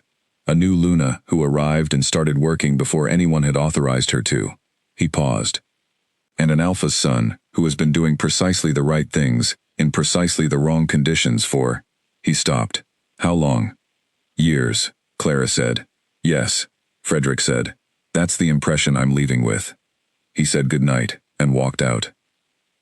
Clara stood in the entrance hall of the estate, which was emptying now, and thought about all of it. The note at 2 a.m, the charter at dawn, the vote at noon, the reception this evening, and the 48 people who were leaving with something different from what they had arrived with. Eli came to stand beside her. How did it go? She said. Not the reception, the evening, the everything. Better than I expected, he said again, and this time it had a different weight, not only about the politics. She looked at him sideways. Your father said your name in public. He did. In front of 48 people, including 7 Alliance Pack representatives. Yes.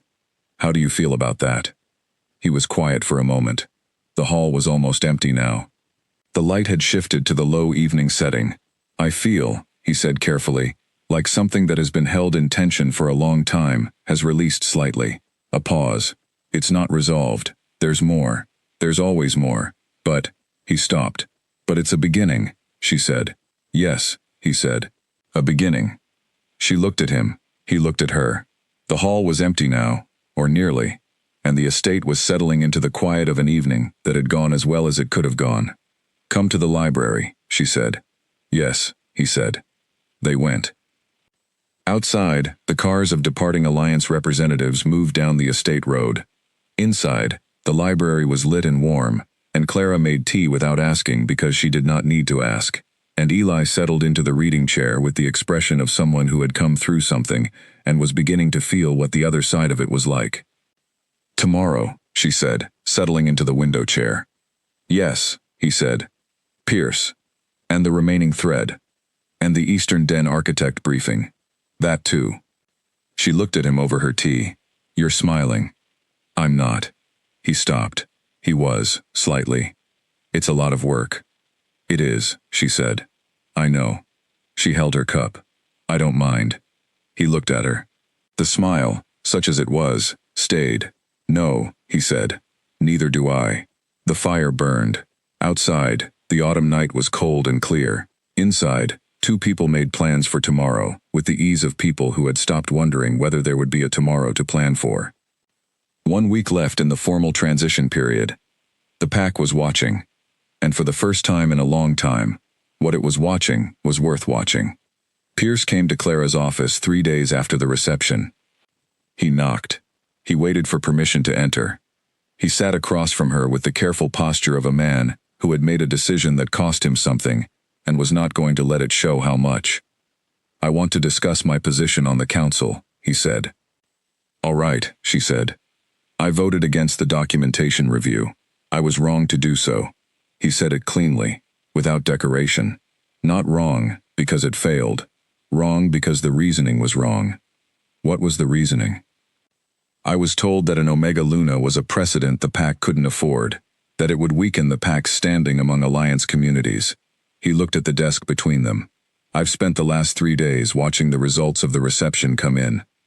The Greymount and Dunfield representatives have both communicated to my father's contacts that they were impressed with the Weston Pack's current direction. He paused. So the argument I was given was wrong on its own terms. Were you told it was wrong on principle? He looked at her. Yes, he said. By you. By being present in that reception hall. He was quiet for a moment. I've been on this council for 9 years. In that time, I've seen good decisions made for bad reasons, and bad decisions made for good ones. I thought I was pragmatic enough to know which was which. Another pause. I was less pragmatic than I thought. Clara studied him. He was not performing contrition. He was doing something harder than that, which was being specific about what had gone wrong and why. What do you want? She said.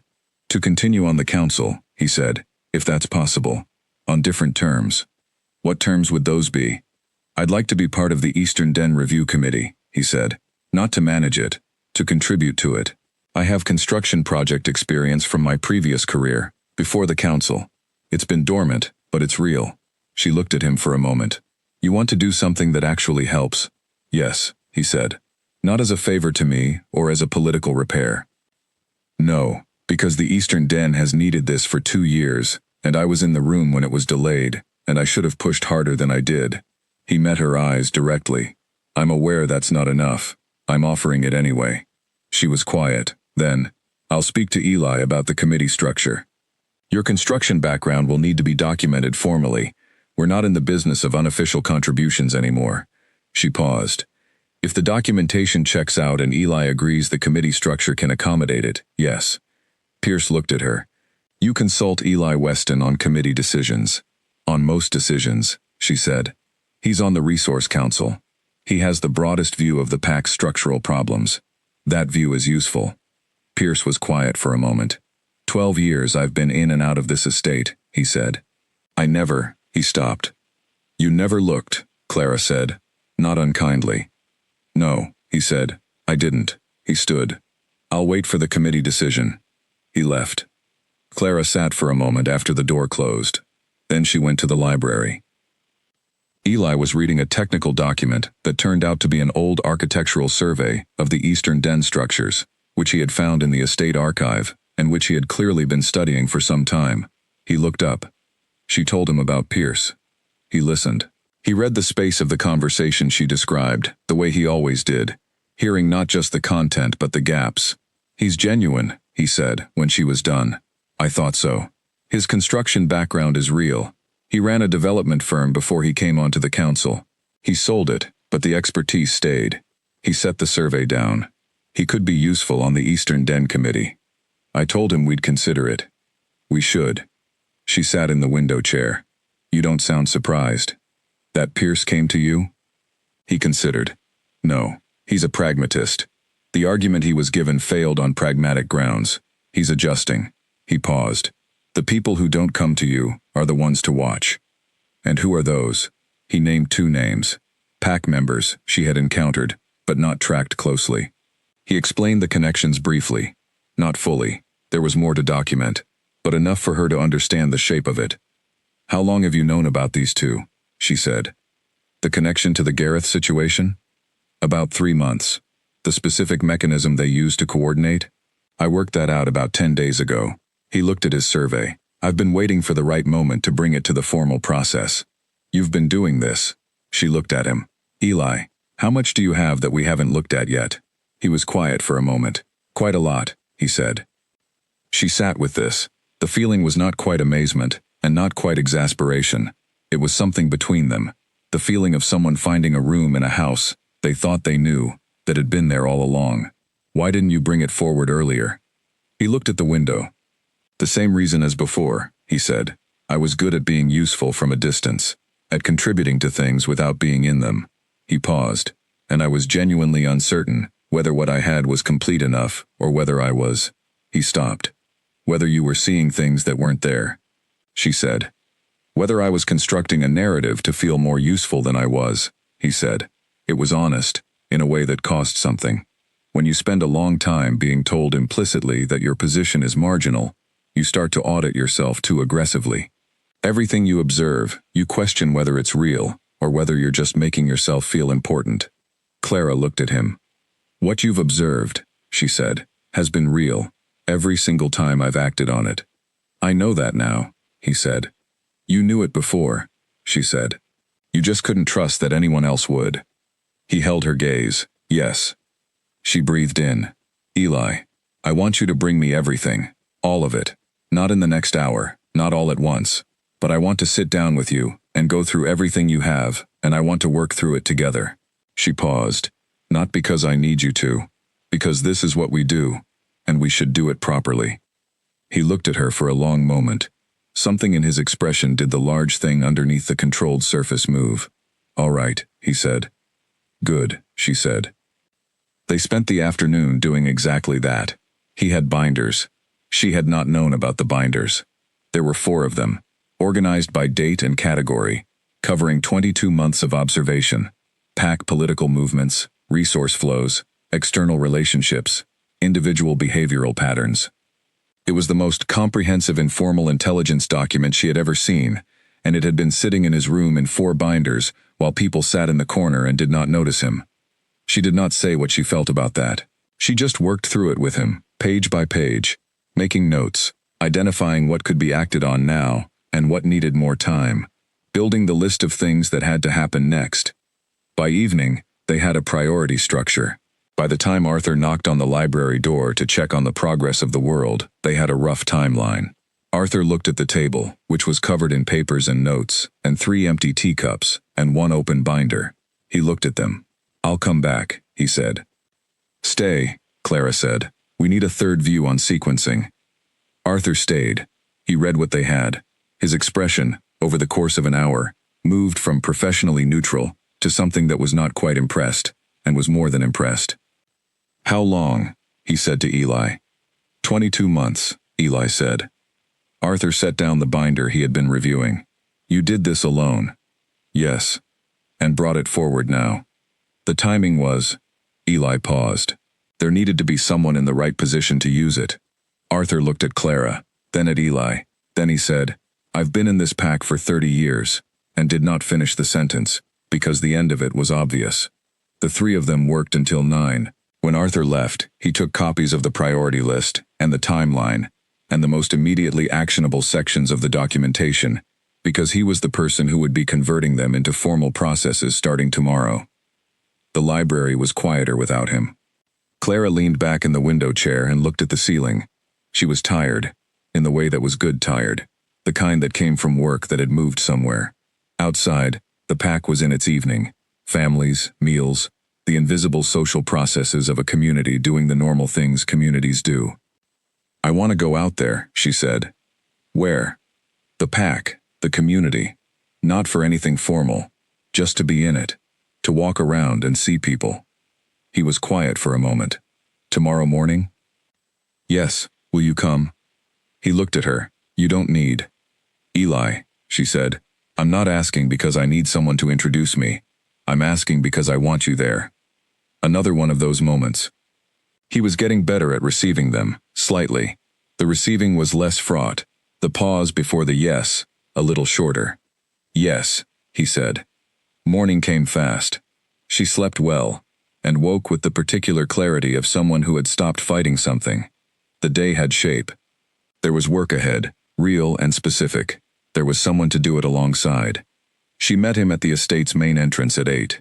He was there already. He was often already wherever she was going when she arrived, which she had stopped finding surprising, and started finding something else. They went into the pack community. She had been in it twice before. The courtyard assessment, a brief visit to the Eastern Den to look at the housing situation, both times in a formal capacity. This was different. The morning was ordinary, people going about ordinary things, children leaving for school, adults beginning their days, the quiet, productive hum of a community not performing for anyone. People noticed Clara, the way they had noticed her in the courtyard, not with alarm, with something warmer. She stopped to speak when spoken to. She asked questions when there were questions to ask. She did not manage the conversations from above, she had them from inside. They stopped at the Eastern Den. She had seen the documentation. She had seen Eli's survey. She had read Morrison's account. Standing in front of the actual buildings was different. The deterioration was visible. Not dramatic, nothing was collapsing. But the particular weariness of long neglect was on every surface. Paint that had gone past faded. Steps that were worn asymmetrically because only one side had been maintained. A roof drainage system that had been repaired 3 times with 3 different materials because the repair budget was always too small for the right solution. An older woman came out of the nearest entrance and stopped when she saw them. Her name, Clara knew from the assessment, was Ada. She had been living in the Eastern Den for 19 years. "Luna," Ada said, and then, with the slightest adjustment of tone, "Eli." "Ada," Eli said, "how's the roof drainage on the east side?" "Still wrong," Ada said. "Better than last month. Owen patched it." She looked at Clara. "You're really going to fix it?" "Yes," Clara said. Ada studied her. When people say that, they usually mean eventually. "We have a committee," Clara said. "Budget is allocated. The architect brief is being finalized. She paused. I want to give you a specific date by end of the month. I don't have it yet, but I will have it. Ada looked at her, then at Eli, then back. He wrote it all down, she said. Everything that was wrong with this place, and who was responsible, and why it wasn't getting fixed. I know, Clara said. I read it. Ada looked at Eli with an expression that Clara recognized, the expression of someone who had known about a thing for a long time and was seeing it finally acknowledged. Your mother would have fixed this in year 1, Ada said to Eli. He was quiet for a moment. Yes, he said. She would have. Ada went back inside. They stood in front of the eastern den for a moment. The morning was bright and cold, and the buildings needed everything they were going to get. Tell me about her, Clara said. She had not asked before. She waited until he was ready. He looked at the buildings. She was very direct, he said. Like you in some ways. She didn't tolerate things that shouldn't be tolerated. She made the pack feel like a community, rather than a structure. He paused. She was also the person who made it possible for me to be in the estate without being managed. She didn't see me as a problem to solve. She saw me as a person who had a particular set of circumstances, and who was fully capable of navigating them. Clara did not speak. After she died, it was different, he said. Not cruelly, but the framework she had built around me, the space she had created for me to be in things, without her there to maintain it, it gradually became smaller. Not anyone's intention, just what happened. You maintained it, Clara said. Yourself, with the documentation and the observation and the knowledge. You kept building, even when nobody was watching. He looked at her. Maybe, he said. Not maybe, she said. There's 22 months of binders that say not maybe. He held her gaze. Something in it that had been there since the library, since the evening after the reception, since the first time she had said we like it meant something, that something was very present right now, standing outside the eastern den in the cold morning air. Clara, he said. Yes, she said.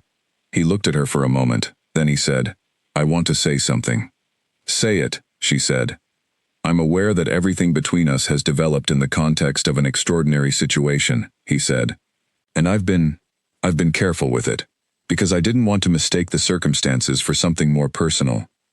You said that before, she said, and I told you it was real anyway. You did, he said. I'm saying it again, because I want to be specific about what it is, now that there's been enough time to be sure it's not just the circumstances. He looked at her with the most direct expression she had seen from him.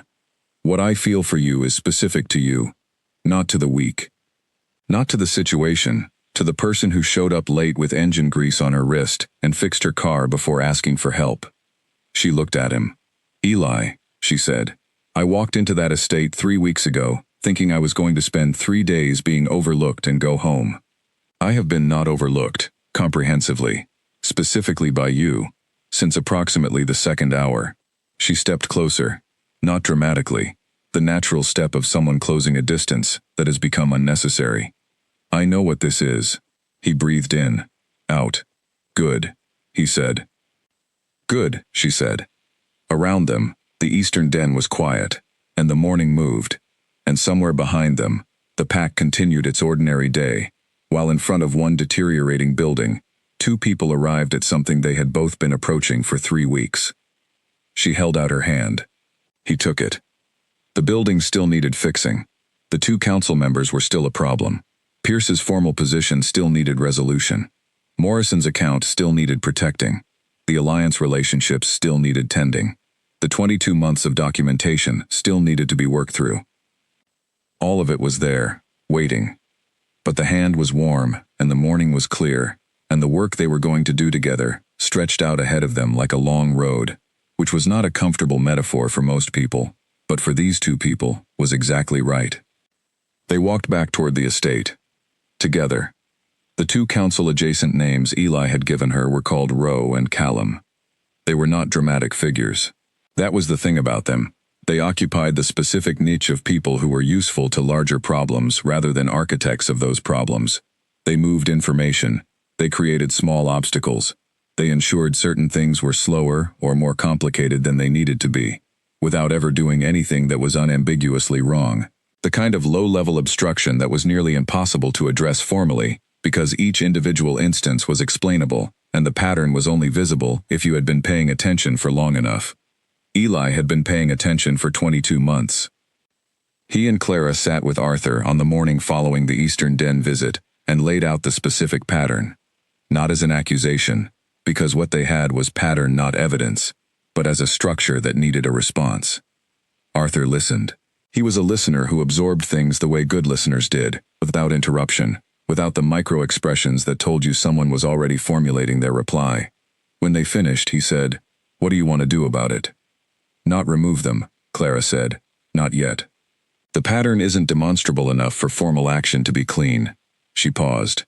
"What I want is for them to know we've seen it." Arthur looked at her. "If they know they've been seen, they'll be more careful." "Yes," she said, "which is its own outcome. But I also think that Roe, specifically, is in the same position Pierce was. Someone who chose a side because it looked like the winning side. With the right approach, he might choose again." "And Callum?" "Callum is more committed," Eli said. "Not ideologically, financially. He has a direct personal stake in the Crestwood contracts, through a family connection that wasn't disclosed when he took his position." Arthur was quiet for a moment. "That's a conflict of interest." "An undisclosed one," Eli said, "which under PAC Charter Section 7 is grounds for formal review." "How long have you known about the family connection?" 4 months, Eli said. Arthur looked at him. The look had the same quality as all the looks that had been directed at Eli over the past weeks, when the extent of his documentation became clear. A reckoning. The specific kind that happened when a person realized how long something had been true, and how long it had been unseen. "You've been sitting on this," Arthur said. "I was waiting for a moment when acting on it wouldn't simply be swatted away," Eli said. "An undisclosed conflict of interest means nothing if the person raising it has no standing to raise it." "You have standing now," Arthur said. "Yes." A pause. "Bring me the documentation on the family connection. Today. I'll begin the formal review process this afternoon." Arthur looked at Clara. "Ro, you want to approach him yourself?" "I'd like to," she said. "Formally but early. Before he hears about the Callum review and concludes we're coming for everyone." "That's a narrow window." "I know. I'll go this morning," Eli said, after Arthur had left. "That's fast." "I know," Clara said. She looked at him. "Are you going to tell me to slow down?" "No," he said. "The window is real. If Roe hears about Callum before you reach him, he closes. Morning is right." He paused. "I'll have the family connection documentation ready for Arthur in 2 hours." She looked at him. "You've already compiled it. It's in binder 3, he said, marked." She laughed. "Brief, genuine. What else is marked in binder 3? "Quite a few things," he said. "We'll work through it." She left to find Roe. He found her, actually. He was in the East Corridor at 9:30, on his way to a meeting, and they encountered each other, with the slight awkwardness of two people, who were both aware of a conversation that needed to happen. "Mr. Roe," she said. "Luna Holt," he said. She read him in the 2 seconds of that exchange. He knew. Not about Callum specifically. The review had not started yet, but he knew that things were moving, had been moving, and that the direction of movement was not what he had expected when the week started. "I'd like 15 minutes, she said. "Now, if you're free." He was free. They went to her office. She was direct with him, not threatening. She did not have enough to threaten him with, and threatening from weakness was a mistake she knew better than to make. Direct. She named the pattern she had observed. She described the mechanism without naming the evidence behind it. She made it clear that she had seen what she had seen, without explaining how she had seen it. And then she said, "I'm not here to remove you. I'm here because I think you're intelligent enough to understand what I've just described, and to make a decision about it." He was quiet for a long moment. "What decision would you like me to make?" "The one that serves the pack," she said. Another silence. He was doing something internal. She could see the weight of it. He was not a bad man. She had concluded this before she came into the office. He was a man who had made choices under a set of circumstances that no longer applied. "There's a community engagement committee being formed," she said, "for the Eastern Den rebuild and the broader housing review. It needs people who understand PAC community dynamics from the inside, not just the structural side. She paused. I'd like you to consider it. He looked at her. Is that a genuine offer? Yes. Not a managed exit. I'm not in the business of managed exits, she said. I'm in the business of useful people being in the right roles. He was quiet for a moment, then, I'll consider it. Good, she said. He left. She sat in her office alone for 5 minutes and thought about the fact that she was now managing individual conversations with PAC members about their personal political decisions, which was not what she had imagined herself doing 6 weeks ago when her mother's invitation arrived. Her mother. She had not called home since the appointment. This had been, not deliberate exactly. The pace had not left space for it, but it was also something else. She was not sure how to explain what the weeks had been, and she was less sure how to explain the part that had nothing to do with the Luna appointment and everything to do with a person in a library, with a book, and a very still way of looking at things. She called that evening. Her mother answered immediately, which meant she had been waiting. Clara, she said. Hi, Mum. A pause, the particular kind that meant a parent was listening for the quality beneath the words. How are you? Good, Clara said. Really good. It's been... a lot has happened. I'll tell you everything. But I wanted to call, because I should have called earlier, and I didn't, and I'm sorry. You've been busy, her mother said. Yes. Busy good or busy surviving? Clara considered. Both, at the start. Good now. Another pause. And the appointment? It's real, Clara said. It's work. There's a lot that needs fixing, and I'm working on it. She looked out her office window at the estate grounds.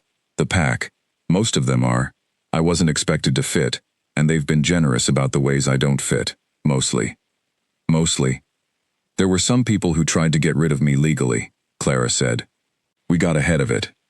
We, her mother said, with the particular sharpening of a mother who has heard a word that means something. There's someone, Clara said, on the council. Mum, he's the person who made the most difference. To the appointment, to understanding the PAC, she stopped. He's important. Silence. The very specific silence of a mother deciding whether to ask directly or wait. His name, her mother said. Eli, Clara said. Eli Weston. The Alpha's son, her mother said. Clara looked up. You know about him? I submitted your name to this selection, her mother said. Do you think I didn't research the family? You knew about him? I knew about a young man who had been doing important work that nobody had noticed, her mother said. And I thought you were the kind of person who notices. A pause. Was I right? Clara was quiet for a moment. Yes, she said. You were right. Good, her mother said. I'd like to meet him. Mom. When you're ready, her mother said. The voice of someone who was not going anywhere and was not in a hurry, and Clara felt something ease in her chest that she had not known was held. They talked for an hour. About the Eastern Den, and the charter, and the binders, and the reception. Her mother was a good listener. Clara came by it honestly. By the end of the call, Clara felt calibrated in a way she had not been since before the selection week, the way a compass recalibrates when it finds north. She went to the library. Eli was there. He was reading something that looked like it might actually be architectural, a proper reference book, not a document. He looked up. He saw her face and said, Good call? My mother, she said. Ah, he let that settle. How is she? She wants to meet you, Clara said. He looked at her. Does she? Yes. Clara sat in the window chair. She submitted my name to this selection specifically because she knew about you. He was quiet. What did she know? That there was someone doing important work that nobody was noticing. Clara held his gaze. She thought I was the right person to notice. He breathed in slowly. She sounds like a remarkable person. She's very ordinary, and very exceptional simultaneously, Clara said. You'll see. He looked at her. The word you'll, the future tense of it. All right, he said. All right? She can meet me, he said. When it makes sense, I'd like to. He paused. I've never been particularly good at meeting people's families. I've not had much practice. You're good at meeting people, she said.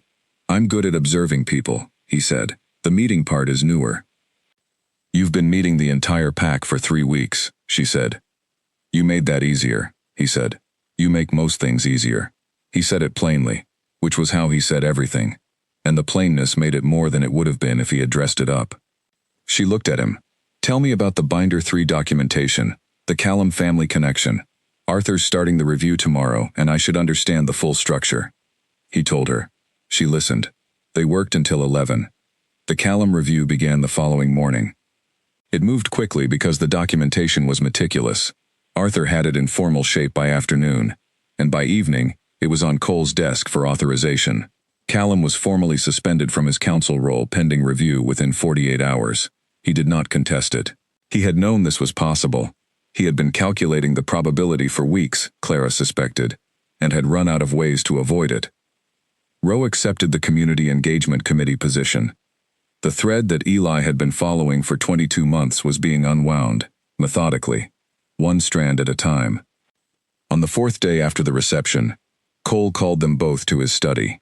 Not formally. It was evening, and he was in the reading chair rather than behind the desk, which was itself a signal. I want to talk about the formal transition period, he said. It ends in 3 days. Yes, Clara said. After which the appointment is fully confirmed. The charter review is closed. Everything that's been provisional becomes permanent. He looked at them both. I want to know that you're both prepared for what that means. We are, Clara said. Cole looked at Eli. And you, the counsel role. Permanent appointment, Eli said. Yes. There will be people, not here, in the Alliance communities, who have questions, Cole said. About the council, about the Luna appointment, about, he paused, about my family structure, and what various aspects of it mean for the pack's future. Eli was quiet for a moment. You mean about me? About the dynamics, Cole said carefully. About whether the Alpha's disabled son in a formal council role is an asset or a liability, Eli said. Not with heat, with precision. Cole held his son's gaze. Some people will frame it that way. They'll be wrong, Eli said, not defensively. Factually, what I contribute to this council is demonstrable. The documentation, the analysis, the work over the past 3 weeks. He paused. Anyone who wants to frame it as a liability is welcome to sit across from me and demonstrate where the analysis has been wrong. Cole was quiet. Then, again, the expression that was becoming more frequent, something that had arrived late but was fully here now. I know, he said. I just wanted to hear you say it. Eli looked at his father. You could have asked me to say it 12 years ago. I could have, Cole said. I should have. A pause. I'm asking now. Something long and compressed moved in the room. Not quietly. It was large and present, and both of them felt it. And Clara sat with it, and did not speak. Because some things needed the space they occupied, and she was learning which ones those were. We're past it, Eli said finally. Mostly. The work is ahead. Yes, Cole said. The work is ahead. They left together. In the corridor. Eli was quiet for a long time. Clara walked beside him, and did not fill the quiet. Eventually he said, I'm not past it. I know, she said. But I meant what I said about the work. I know that too. He looked at her sideways. The transition period ends in 3 days. Yes. After which he paused. After which this is the permanent arrangement, the council, the Luna position, all of it. All of it, she said. I want to say something about that, he said. Say it. He was quiet for another moment. They were in the east corridor, where the light was thin, and the evening was coming in through the high windows. The same corridor where she had found him after the committee hearing, weeks ago, at the beginning of everything. I want this to be clear, he said. What's between us? Not political, not functional, the personal part. It's been clear to me, she said. I know, he said. I want it to be clear in a way that I want it to be said, specifically, not implied. He stopped moving. Looked at her. I love you. She looked at him. It had been building for 3 weeks in the library, and in the corridors, and at the council table, and outside the eastern den, and in every quiet afternoon that had started as something practical and become something else. She had felt the shape of it coming. She had known what it was. Hearing it said was different from knowing it was coming. "I know," she said, and then, "I love you too." He breathed. In. Out. Not relief. Completion. "All right," he said. "All right," she said. They went to the library. They sat in their chairs. She made tea. He opened a book and actually read it, which was notable, because for several weeks, he had not quite read anything he opened. She read too.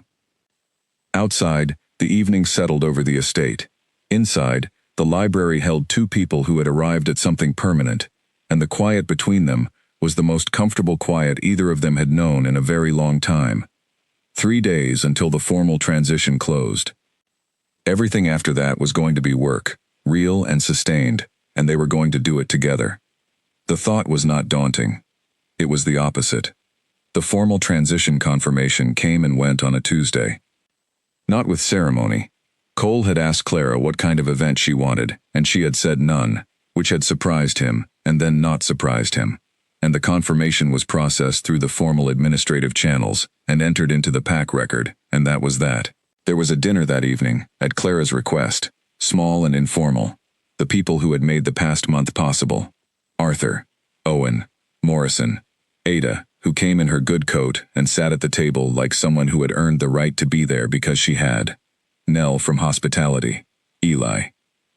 The dinner was 2 hours and nobody gave a speech, and the food was good, and Ada told a story about something that had happened in the Eastern Den 12 years ago that made everyone laugh. After, in the library, Clara said, "This is the part where I feel like I've missed something." "What do you mean?" Eli said. "I keep waiting for the confirmation to feel different," she said. "The formal moment. The thing that says this is settled now." She looked at her hands. "But it just feels like continuing." "That's what it is," he said. "Continuing. Is that wrong? Should it feel like an arrival?" He was quiet for a moment. "I don't know what arrivals feel like," he said. "I've been working toward things that were not supposed to happen for long enough that the arrival, when it comes, looks like the next task." He paused. "I don't think that's wrong. I think it might be how people who have had to fight for things experience outcomes." She looked at him. "The next task is the Eastern Den Architect meeting." "Thursday," he said. "And the Callum Review outcome." "Friday, probably." "And the Community Engagement Committee first session." "Next Monday." "And your mother," she said. He looked at her. "My mother," she said. "She wants to come next weekend, if that works." He was quiet. Not the calculating quiet, the other kind. The kind where something was being absorbed. "Next weekend works," he said. "She's going to like you," Clara said. "I'm more concerned with whether she's going to approve of me," he said, "which is different." "She already approves of you," Clara said. "She researched you before she submitted my name. I told you. Knowing about someone abstractly and meeting them are different things." "Eli," she said. "She sent me to a selection process, specifically because she knew you were there being underused. She's been on your side for longer than I have." He looked at her. "That's a strange thing to know." "She's a perceptive woman," Clara said. "It runs in the family," she smiled. He made the sound that was a laugh and tried not to, and she counted it. The Thursday architect meeting was, in Eli's opinion, the best meeting he had attended in his life. This was not hyperbole. He had read the architectural survey he had found in the estate archives 7 times. He had the Eastern Den's structural problems organized by priority, by feasibility of repair, by cost range, by impact on residents during construction. He had 3 potential rebuild sequences mapped out. The architect was a woman named Priya who had been recommended by the Dunfield PAC as someone who specialized in community-integrated design, and she arrived with plans that accounted for residents remaining in their homes during phased construction rather than being displaced. Clara sat at the meeting and watched Eli and the architect talk, and had the particular experience of seeing someone in their element who had never been allowed to be in it before. He was not showing off. He was not performing for her or for anyone. He was simply engaged, fully, in something that drew on the part of him that had drawn floor plans obsessively at 16, and had never entirely stopped. He and Priya disagreed on 3 points during the meeting. He was right on 2, she was right on 1. and they each conceded cleanly when the evidence supported it. After, when Priya had left, Clara said, "You should have been an architect." "I know," he said, not sadly, factually. "You're also doing it right now," she said. He looked at the plans spread across the table. "Not exactly." "Exactly," she said. "You're designing the structure the pack rebuilds itself into. You're thinking about whether the space works for the people, rather than requiring the people to adapt to it." She met his eyes. "That's what you said you wanted to do." He was quiet for a moment. The kind of quiet that was working something out. "I said that to you weeks ago," he said. "You did. You retained it." "I retain everything you say," she said. "Keep that in mind." He looked at the plans, then at her. "I think," he said, "that this is the best version of my life I've had." She held that. "We're going to make it better," she said. "Yes," he said. "I know." The Callum review concluded on Friday. He was formally removed from his counsel role. The undisclosed conflict of interest was entered into the pack record. There was no drama. Callum had seen it coming, and had prepared his exit quietly. What he left behind was a gap in the council that Cole and Clara and Arthur spent the weekend discussing, because filling it with the right person mattered more than filling it quickly. They had a short list of 3 by Sunday evening. Clara's mother arrived Saturday morning. Her name was Ruth, and she was smaller than Clara and had the same quality of stillness, the same tendency toward direct observation. She arrived in a car that was considerably more reliable than Clara's had been 3 weeks ago, and she stood in the estate entrance with her overnight bag and looked around with an expression that was absorbing without performing. Clara met her there. They embraced with the comfort of people who had been separated during something significant and were now in the same space again. "This place," Ruth said, looking at the estate. "I know," Clara said. "You fixed your car on the road before walking in." "Yes." Ruth looked at her daughter. "And are you fixed?" she said. "Not about the car." "Getting there," Clara said. "Better than I expected." "You keep using that phrase," Ruth said. "Something is going very well." Clara laughed. "Come inside." They had tea in the library, because, Clara had decided, the library was the right place for this, the place that was truest to what the last weeks had actually been. Ruth looked at the shelves with the expression of someone who felt immediately at home, and knew why. "His mother's collection," she said. She had done her research. "Yes," Clara said. "Elena Weston." Ruth touched a spine gently. "She sounds like she was extraordinary." "By everything I've heard," Clara said. "Yes." Eli came in 20 minutes later. He had been in the council wing finishing something with Arthur, and had come when he was free. He stood in the door for a moment, and Clara saw him do the thing he did in new situations, the brief assessment, the orientation. Ruth looked at him. "Mrs. Holt," he said. "Ruth," she said, "sit down." He sat. Ruth sat across from him. Clara sat between them with her tea, and a slight private awareness that this was going to be fine, and also that she was going to enjoy watching it. Ruth studied him, not rudely, with the honest directness of a person who did not waste time on performance. "You're the one who helped her keep the appointment," she said. "She kept it herself," he said. "I provided information." "Consistently, over several weeks, at some personal cost," Ruth said. He was quiet. "Some," he said. "Don't minimize it," Ruth said. "I'm not looking for modesty. I'm looking for an honest account." A pause, something like respect crossed his face. "Yes," he said, "at some cost. It required me to enter situations I'd been careful to stay out of. It required me to make a case for things to people who hadn't been listening before, and to trust that this time they would. That's not easy, when the track record is what it is." Ruth nodded once. "She tells me you've been building documentation for nearly 2 years. 22 months. Alone." "Yes. That's a long time to be certain enough to keep doing something without anyone validating it." He looked at her steadily. "It's a long time to be uncertain enough to keep doing it and not act." Ruth was quiet for a moment, then she said, "That's an honest distinction." She looked at her tea. "Why did you act when you did? What changed?" He looked at Clara. The look was brief, but not ambiguous. Then he looked back at Ruth. "Someone came into the room," he said, "and treated what I had as worth using." Ruth looked at her daughter. Clara held her expression neutral, unsuccessfully. Good, Ruth said. She picked up her tea. Now tell me about this Eastern Den project. Clara says you've been working on the architectural sequencing, and I want to understand what you're trying to do, he told her. She listened with the focused attention of someone who genuinely wanted to understand it. She asked 3 questions that were better than most of the questions the council had asked. By the end of it, she had the sort of grasp of the situation that Clara knew, from experience, took most people 3 conversations to achieve. Your mother would have wanted this fixed years ago, Ruth said. He was quiet. Yes, he said. You're fixing it now, she said. In her memory, whether or not it's framed that way. She paused. That matters. He looked at her. The large thing underneath the controlled surface moved. Thank you, he said. I'm not thanking you, Ruth said. I'm stating something true.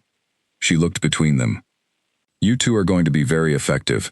You're also going to make each other crazy occasionally, because you're both very direct and very certain about things, and you'll sometimes be certain in different directions. That's happened, Clara said. Good, Ruth said. Work it out every time. Don't let it accumulate. She stood. I'm going to nap before dinner. I've been driving since 6. She picked up her bag. At the door, she stopped. Eli. Ruth, he said. I'm glad my daughter had the sense to notice you, she said. And I'm glad you had the sense to come out of the corner. She left. The library was quiet. Clara looked at Eli. She's a lot. She's wonderful, he said. And then, you got the directness from her. And the car trouble? Probably not from her, he said. She laughed. He made the sound. They sat in the library in the particular afternoon light, and outside the estate moved, and inside 2 people who had arrived at something permanent, sat with it, and were not afraid of it. That evening, the 4 of them, Cole, Ruth, Clara, Eli, had dinner. It was not a formal event. The table was set simply in the smaller dining room that the estate used for family meals rather than official functions. Cole had apparently requested this, which told Clara something about where he was in his own process. The dinner was 3 hours. Ruth and Cole talked about Elena. Not with the careful avoidance that Eli had described in the years following her death. Actually talked.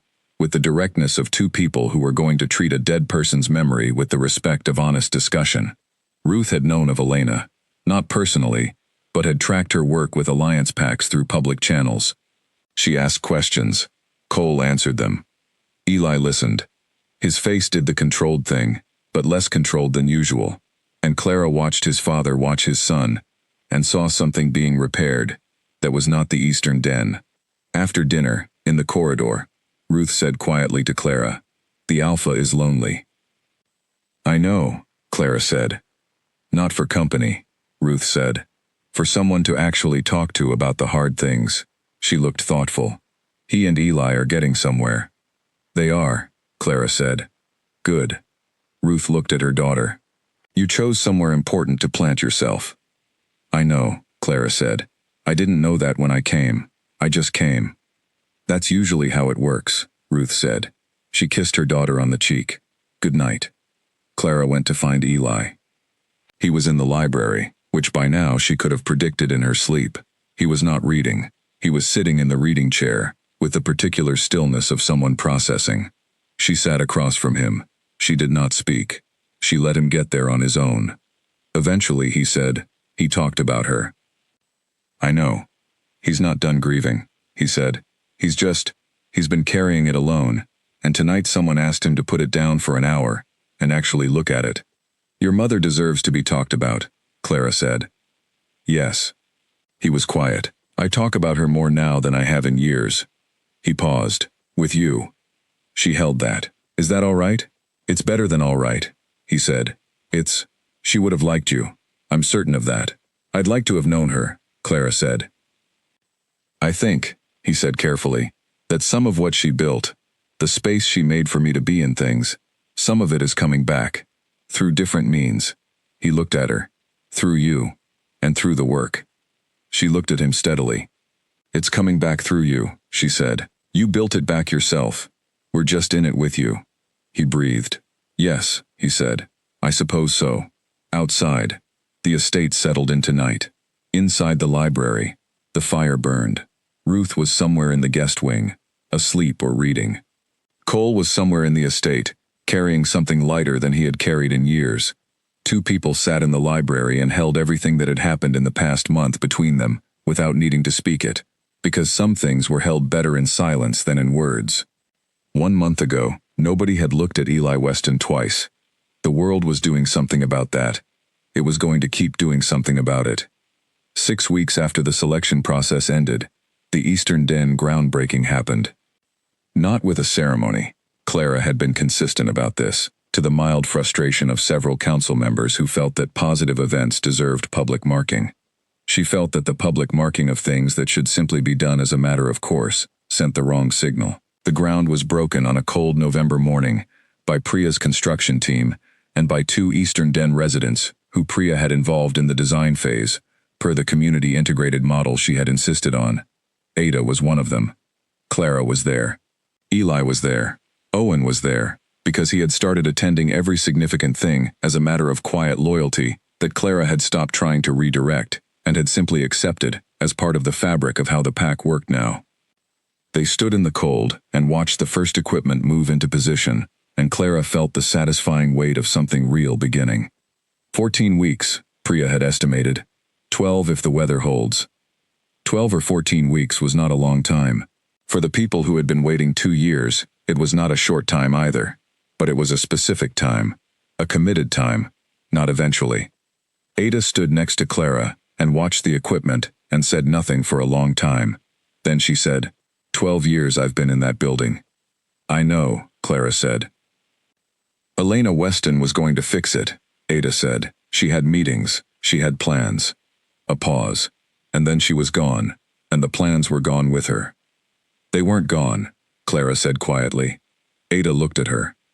Eli had all of it, Clara said. Everything she had been working toward. He kept the documentation. He kept tracking the situation. She paused. He just needed the right moment to use it. Ada was quiet for a long moment. I didn't know that. No, Clara said. He didn't tell anyone, but it was there. Ada looked across the site to where Eli was speaking with Priya, or listening to Priya, more accurately, with the focused attention he brought to anything structural. His mother would have been proud, Ada said. She'd have been unsurprised, Clara said. I think she knew what she had. Ada made a sound that was almost a laugh. That's probably right. They stood in the cold a little longer, and the equipment moved, and the beginning of something long overdue began in the most practical way possible, which was with machinery, and a timeline, and enough budget for the right solution rather than the cheap one. After, Clara and Eli went to the library. This had become, she reflected, something close to a daily ritual. The brief that followed each thing. The space where everything that had happened got processed and placed into what came next. She had started to wonder what her days had looked like before she had this. She did not spend long wondering. The Community Engagement Committee, Eli said, setting down his coat. First month outcome, she said. Roe is useful, he said. I wasn't sure he would be. He is. He knows the community layer that we're sometimes too formal to access, Clara said. He hears things through different channels. Yes, we should formalize his role more than we have. He sat. His input on the ground floor design elements for the Eastern Den was specific and accurate. Priya incorporated most of it. Clara looked at him. You were right about him potentially choosing again. I was uncertain, he said. You were the one who gave him the opportunity to choose. We did, she said. He let her have that without arguing. He had started doing this, accepting the we without the reflex toward diminishing his own contribution. It was new, and she was glad of it. The council vacancy, she said. Yes. He had a list. He had always had lists. The 3 candidates are all workable. My preference is Nadia West. Tell me why. She's from the Northern Territory, which means she has a direct relationship with the communities that have historically been underrepresented on the council. She's a beta, which, I know that sounds like the conventional choice, but in this case her designation gives her credibility with the members who are still adjusting to the changed composition. She won't be dismissed before she speaks. He paused. And she's sharp. I've read her community reports from the past 2 years. She asks the right questions. Do you know her? Not personally. I've observed her at PAC events. He paused. She's also the one who's never looked at me with the managed expression. Clara looked at him. The managed expression. The careful consideration of where to look and how long, he said. The slight recalibration when approaching. Nadia West has never done that. She looks at me and speaks to me the same way she looks at and speaks to everyone else. That's a meaningful criterion, Clara said. It tells me something about how she operates, he said. People who see clearly in small things tend to see clearly in large ones. She held his gaze. You should talk to her. You want me to approach her? Yes. Not as a recruitment pitch, as a conversation. Let her ask you things. See how she thinks. She paused. You're good at knowing who's good at thinking. He looked at her. You're deploying me. I'm using the most accurate instrument I have for assessing candidates, she said.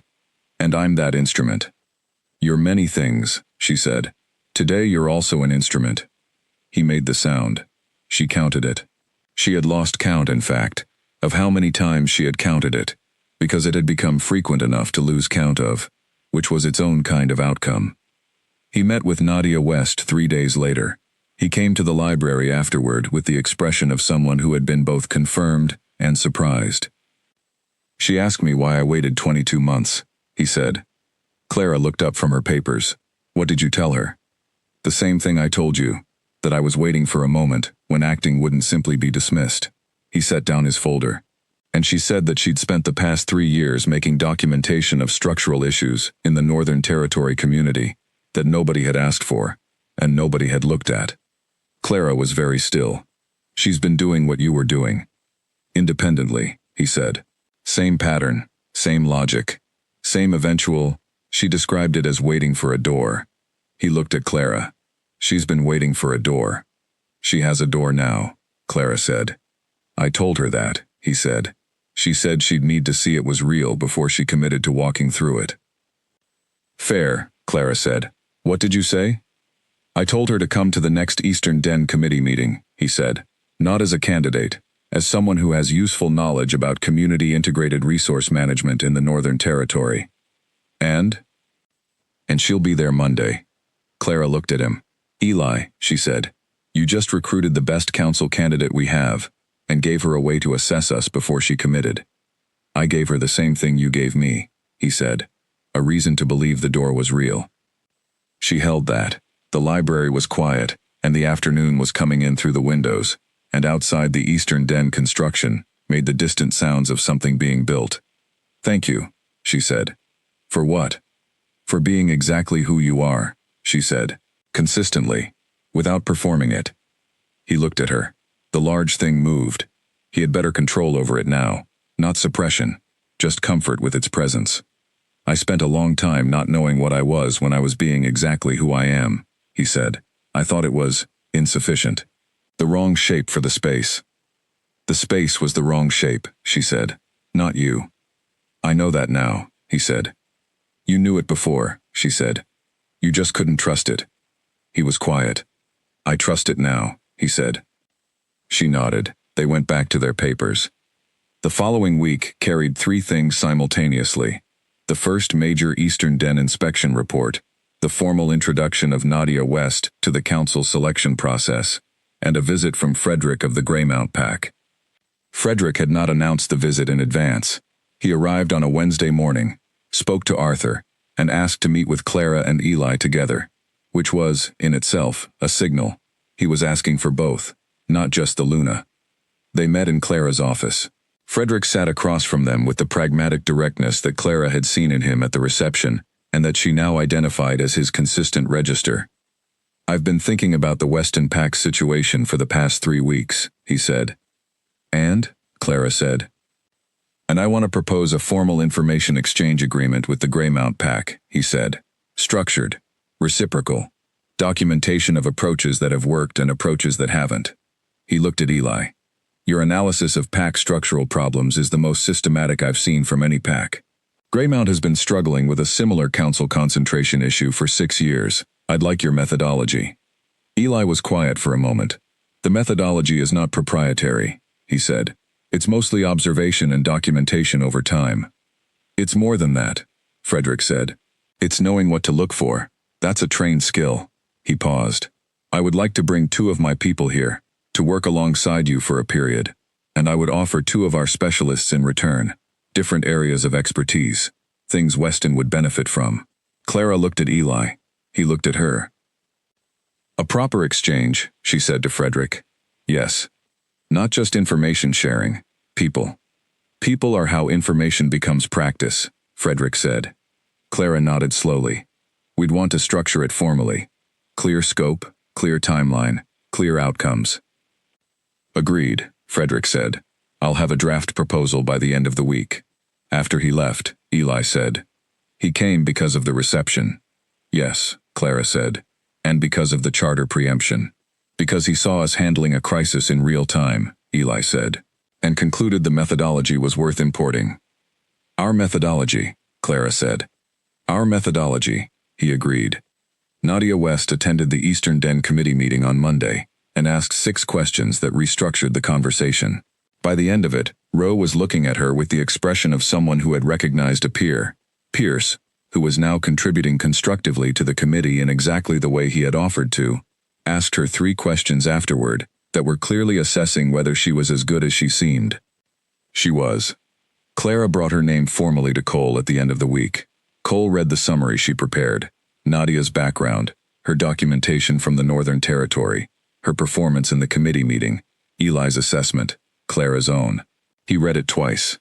She's an unusual candidate, he said. She's the right one, Clara said. Eli's assessment. And mine. Cole looked at her. I've learned to take your combined assessments seriously. I know you have, she said. That's one of the better changes of the past 6 weeks. He looked at her steadily. Then he smiled. The genuine version, not the alpha version. Yes, he said. It is. Nadia West was appointed to the council 3 days later.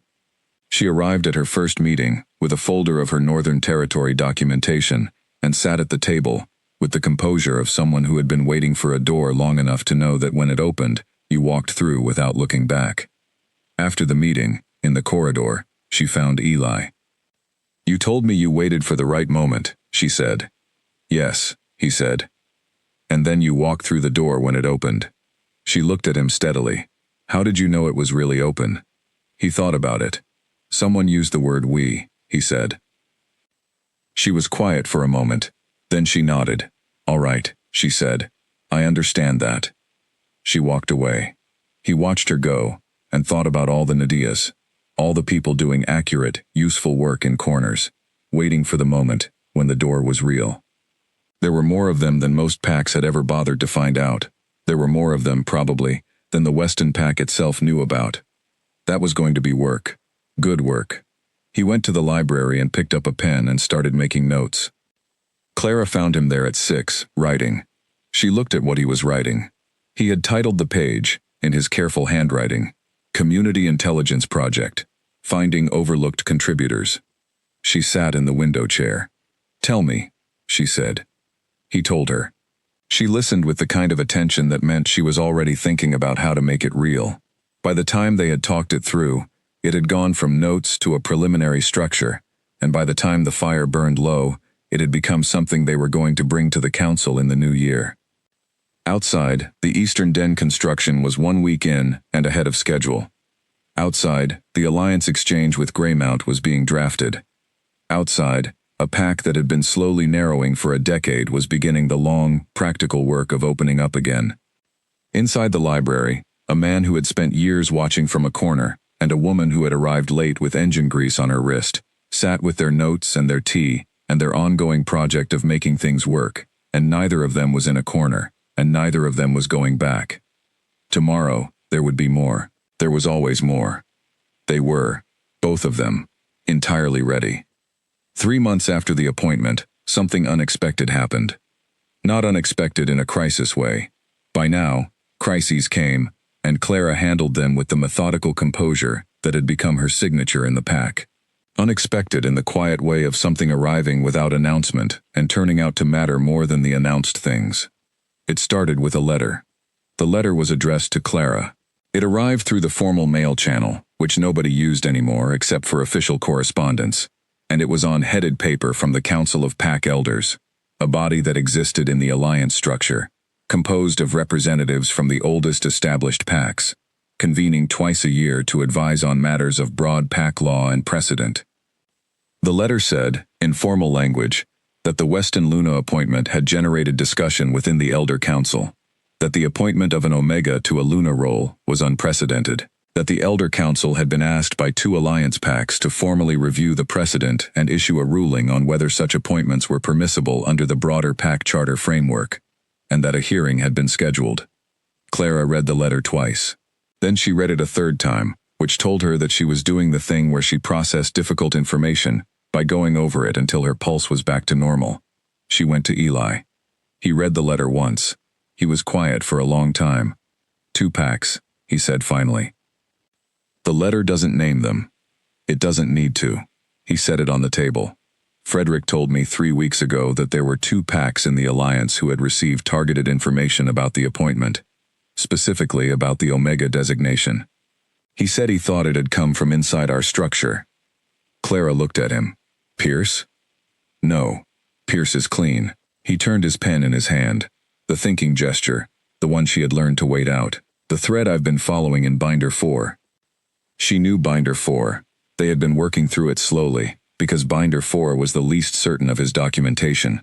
The observations that were real, but that he had flagged as less conclusive, where the pattern was visible, but the mechanism behind it was not yet demonstrable. She looked at him. You found something. Not found, he said. Followed. There's a communication channel that runs from within the pack to an external contact. I've been building the documentation for 6 weeks. He paused. I think I know who the external contact is connected to. Tell me. He told her. It was specific and methodical, and by the end of it, Clara had 2 names she had not had before, and the shape of something that had been operating underneath the more visible problems. Smaller, quieter, and in some ways more deeply embedded than anything they had addressed yet. This is how the information reached those 2 packs, she said. Yes. Before or after the reception? Before, he said. The intent was to seed the ground before Frederick and Helen arrived, which we addressed. But the channel itself stayed active. He paused, and someone used it after, when the Elder Council question came up. Clara was very quiet for a moment. How long before the hearing? 6 weeks. Is that enough time? He looked at her steadily. To document this fully? Yes. To present it to the Elder Council at the hearing? Yes. If we start immediately. He picked up his pen.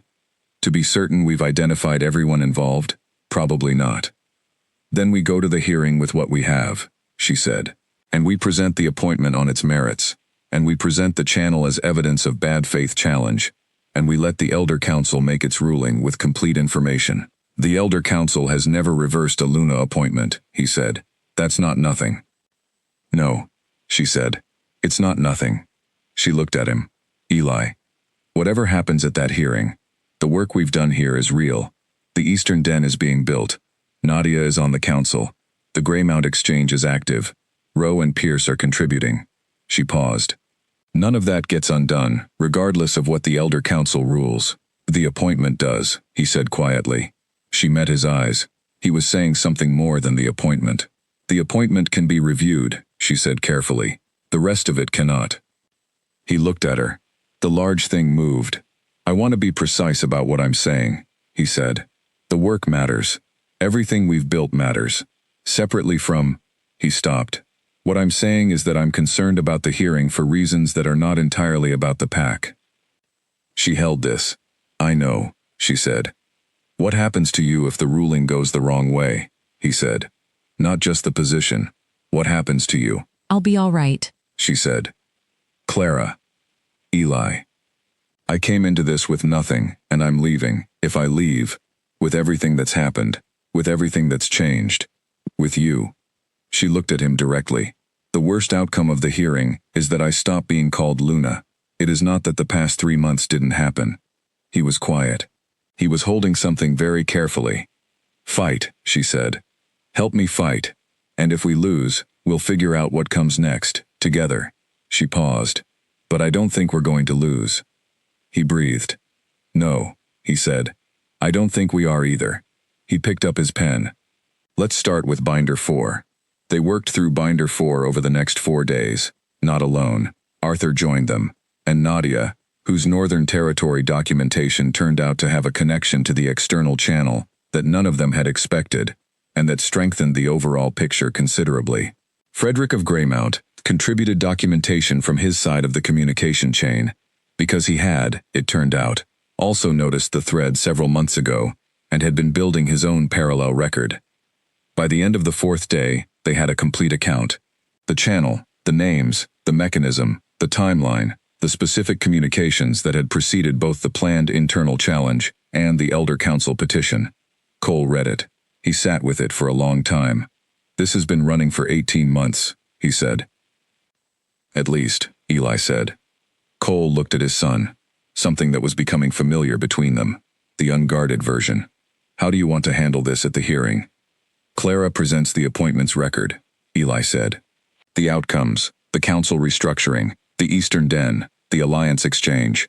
Factual, specific, demonstrable. I present the challenge channel as contextual evidence, not as the center of the argument, but as information the Elder Council needs to assess who is driving this petition and why. And Morrison's account, Arthur said, the original documentation, it shows the pattern of politically motivated obstruction that preceded the appointment. Yes, Eli said. Taken together, it gives the Elder Council a complete picture. He paused. The appointment stands on its own merits. The challenge history shows that the petition is not a good faith concern about PAC law, but a continuation of an obstruction campaign that the Weston PAC itself identified and addressed. He looked at Clara. We're not defending an unusual appointment. We're presenting the record of a PAC that found a problem and fixed it. Clara looked at him. That's exactly right, she said. The hearing was in a regional hall 2 hours from the estate, in a neutral location, chosen by the Elder Council. The delegation from the Weston PAC was Cole, Clara, Eli, Arthur, Morrison, and Nadia, the most complete representation of the PAC's current direction that could reasonably attend. They arrived the evening before. They stayed at a guest house near the hall. That evening, they did not review documents. They were past the preparation stage, and they all knew it. They ate dinner together, the 6 of them, and talked about things that were not the hearing. After dinner, Clara and Eli walked in the grounds of the guest house. It was December by now and cold, the particular cold of a clear night that had an edge to it, and the sky above was the kind of sky that had more stars than usual, because there were no clouds to block them. Are you sleeping? She said. Adequately, he said. That means no. It means adequately, he said. I've slept worse. She looked at the sky. I've been thinking about what you said, about what happens to me if the ruling goes the wrong way. And I've been thinking that you were the first person, in all of this, to think about what happened to me specifically, not the appointment, not the PAC, me.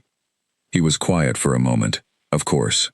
No, she said, not of course. It wasn't obvious. Most people who have been supporting the appointment have been thinking about the PAC, which is correct. That's what matters institutionally. You were thinking about the person. The person is the thing that matters most, he said. She looked at him. In the cold and the star-heavy dark, he was the most familiar person she knew, which 3 months ago would have been an impossible sentence. Whatever happens tomorrow, she said, I want you to know that the past 3 months have been the best of my life. He looked at her. Mine too, he said, by a considerable margin. Then we've already won something, she said. Yes, he said, we have. They stood in the cold for a while longer, and it was not uncomfortable, and eventually they went back inside, and the night passed. The hearing began at 10 in the morning. The Elder Council was 5 wolves, long-tenured representatives from the oldest alliance PACs, none of whom Clara had met. They were not hostile in their bearing. They were what they were, a formal body, convened to consider a formal question, doing so with the careful neutrality of people who had been asked to assess something unprecedented. The petition was presented first. Its primary advocate was a representative from one of the 2 PACs that had filed it, a woman named Delia who was capable and well-prepared, and who made the designation argument cleanly and without malice. She cited the 40-year charter language. She cited the traditional role of the Luna in PAC hierarchy. She cited concerns about PAC stability. Then Clara presented. She did not refute the designation argument directly. She presented the record.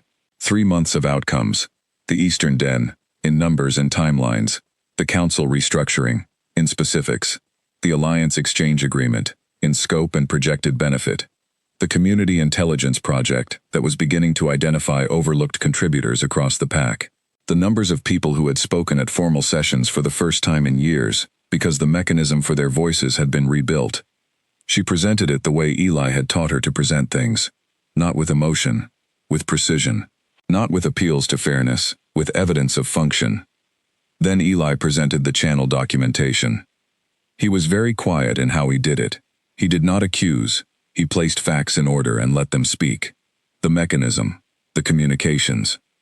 The timeline that showed the petition to the Elder Council was not an independent concern arising from good faith worry about PAC law, but a continuation of an organized campaign that had already attempted an illegal search, an anonymous allegation, a charter challenge, and an external disinformation effort. When he finished, the Elder Council chamber was silent. The lead elder, a woman named Agnes, long-faced and steady, said, "You have documentation of all of this." "Yes," Eli said. "And you identified it yourself." "With assistance," he said. "The documentation was mine. The action on it was a collective effort." Agnes looked at him. She was doing the assessment thing, not the managed expression thing, just honest assessment. "You've been at this for 22 months, she said. "Yes." "Before there was anyone to use it." "Yes." Agnes looked at the table in front of her for a moment. Then she looked at Clara. "Luna Holt, you understand that the charter question before us is not whether you've done good work. It's whether the charter permits your appointment." "I understand," Clara said. "And I would say that the charter's designation language, written 40 years ago, in the absence of any Omega who had the opportunity to demonstrate the kind of leadership this appointment requires, is being read as an absolute prohibition when it was written as a convention." She paused. Convention and prohibition are different things. The Elder Council has the authority to make that distinction. Agnes was quiet. The deliberation took 2 hours. Clara, Eli, and the rest of the Weston delegation waited in an anteroom that was spare and functional, and had a window that looked at a gray winter sky. They did not talk very much. Morrison brought tea from somewhere. They drank it. At 2 in the afternoon, they were called back in. Agnes delivered the ruling. The Elder Council found that the Charter's designation language was conventional in nature rather than absolute. That the 72-hour review provision in the Charter was a mechanism for challenge, not a designation requirement, and had been satisfied by the preemption procedure. That the record of the Weston Luna appointment demonstrated function consistent with the role's requirements as defined by the Charter's purpose sections. And that the petition had been accompanied by documented bad faith effort to influence the outcome, which the Elder Council noted in the formal record. The appointment was confirmed, not on a technicality, on the merits. Clara sat with it for a moment, in the Elder Council chamber, with Agnes still at the table, and the formal record still open, and Eli beside her, and the Weston delegation behind them. She sat with it the way she had sat with the original appointment. Not quite a rival, more like continuation. Agnes said, "Luna Holt." "Yes," Clara said. "The Elder Council will be watching the Weston PAC's development with interest," she said. "What you've described today is not merely an unusual appointment. It's a PAC reorganizing itself around function rather than convention." A pause. "That's worth watching." "Thank you," Clara said. "Don't thank me," Agnes said. "Deliver." "Yes," Clara said. "We will." They left the hearing hall into the December cold. The sky was still gray, and the air was sharp, and Frederick of Greymount was waiting in the car park. He had come without announcing it, because he was Frederick, and he shook hands with Cole, and then with Eli, and then with Clara, and said only, "Good. Let's get back to work." In the car on the way back to the estate, Eli sat beside Clara, and neither of them spoke for the first hour, which was comfortable in the way of people who do not need speech to share something. Then he said, "Agnes." "Yes?" Clara said. "She'll be the one who documents this ruling in the Elder Council record," he said. "How it's documented matters, for the next time a PAC tries to appoint someone outside convention." Clara looked at him. "You're thinking about the precedent." "The ruling is specific to our case," he said, "but the reasoning, convention versus prohibition, That reasoning is now on record. It can be cited. He paused. It will be cited. By Pax with Omegas who have been doing important work that nobody has been looking at. She thought about Nadia, who had been waiting for a door. She thought about all the Nadias. We should make sure the full record is accessible, she said. Not just the ruling, the documentation we presented, the methodology. I'll work with Arthur on that, he said. Yes, she said. He turned to look at her. In the moving car, in the winter afternoon, with the estate an hour away and 3 months of work behind them, and the rest of it ahead. How are you? She thought about it honestly. Relieved, she said, and not surprised. Which sounds arrogant. It sounds accurate, he said. You did the work was correct. Correct work should produce correct outcomes. He paused. It doesn't always, but when it does, being not surprised is the right response. You're very rational, she said. I try to be, he said. It doesn't always succeed. She looked at him. When does it not succeed? He looked out the window. The landscape moved. When I think about you, he said, I can't always be rational about that. She held that. Good, she said. He looked at her. Good? I don't want to be something you can be rational about, she said. I want to be the thing that gets past the rational part. He looked at her for a long moment. The car moved through the winter afternoon, and the estate was ahead of them, and behind them was a hearing that had confirmed something that had already been true. You are, he said. That's been clear since about day 2. She laughed. You're getting better at saying things. I have a good example, he said. They rode the rest of the way in the comfortable quiet, and the estate appeared ahead, and the eastern den construction was visible from the main road. Scaffolding and activity. The real and specific sound of something being built to last. Clara looked at it as they turned in. 3 months ago she had walked up this road carrying a bag and a folder of application documents, and the faint hope that being present might mean something. She had not known what it would mean. She had just known that she would show up and do the work, and see what the work turned out to be.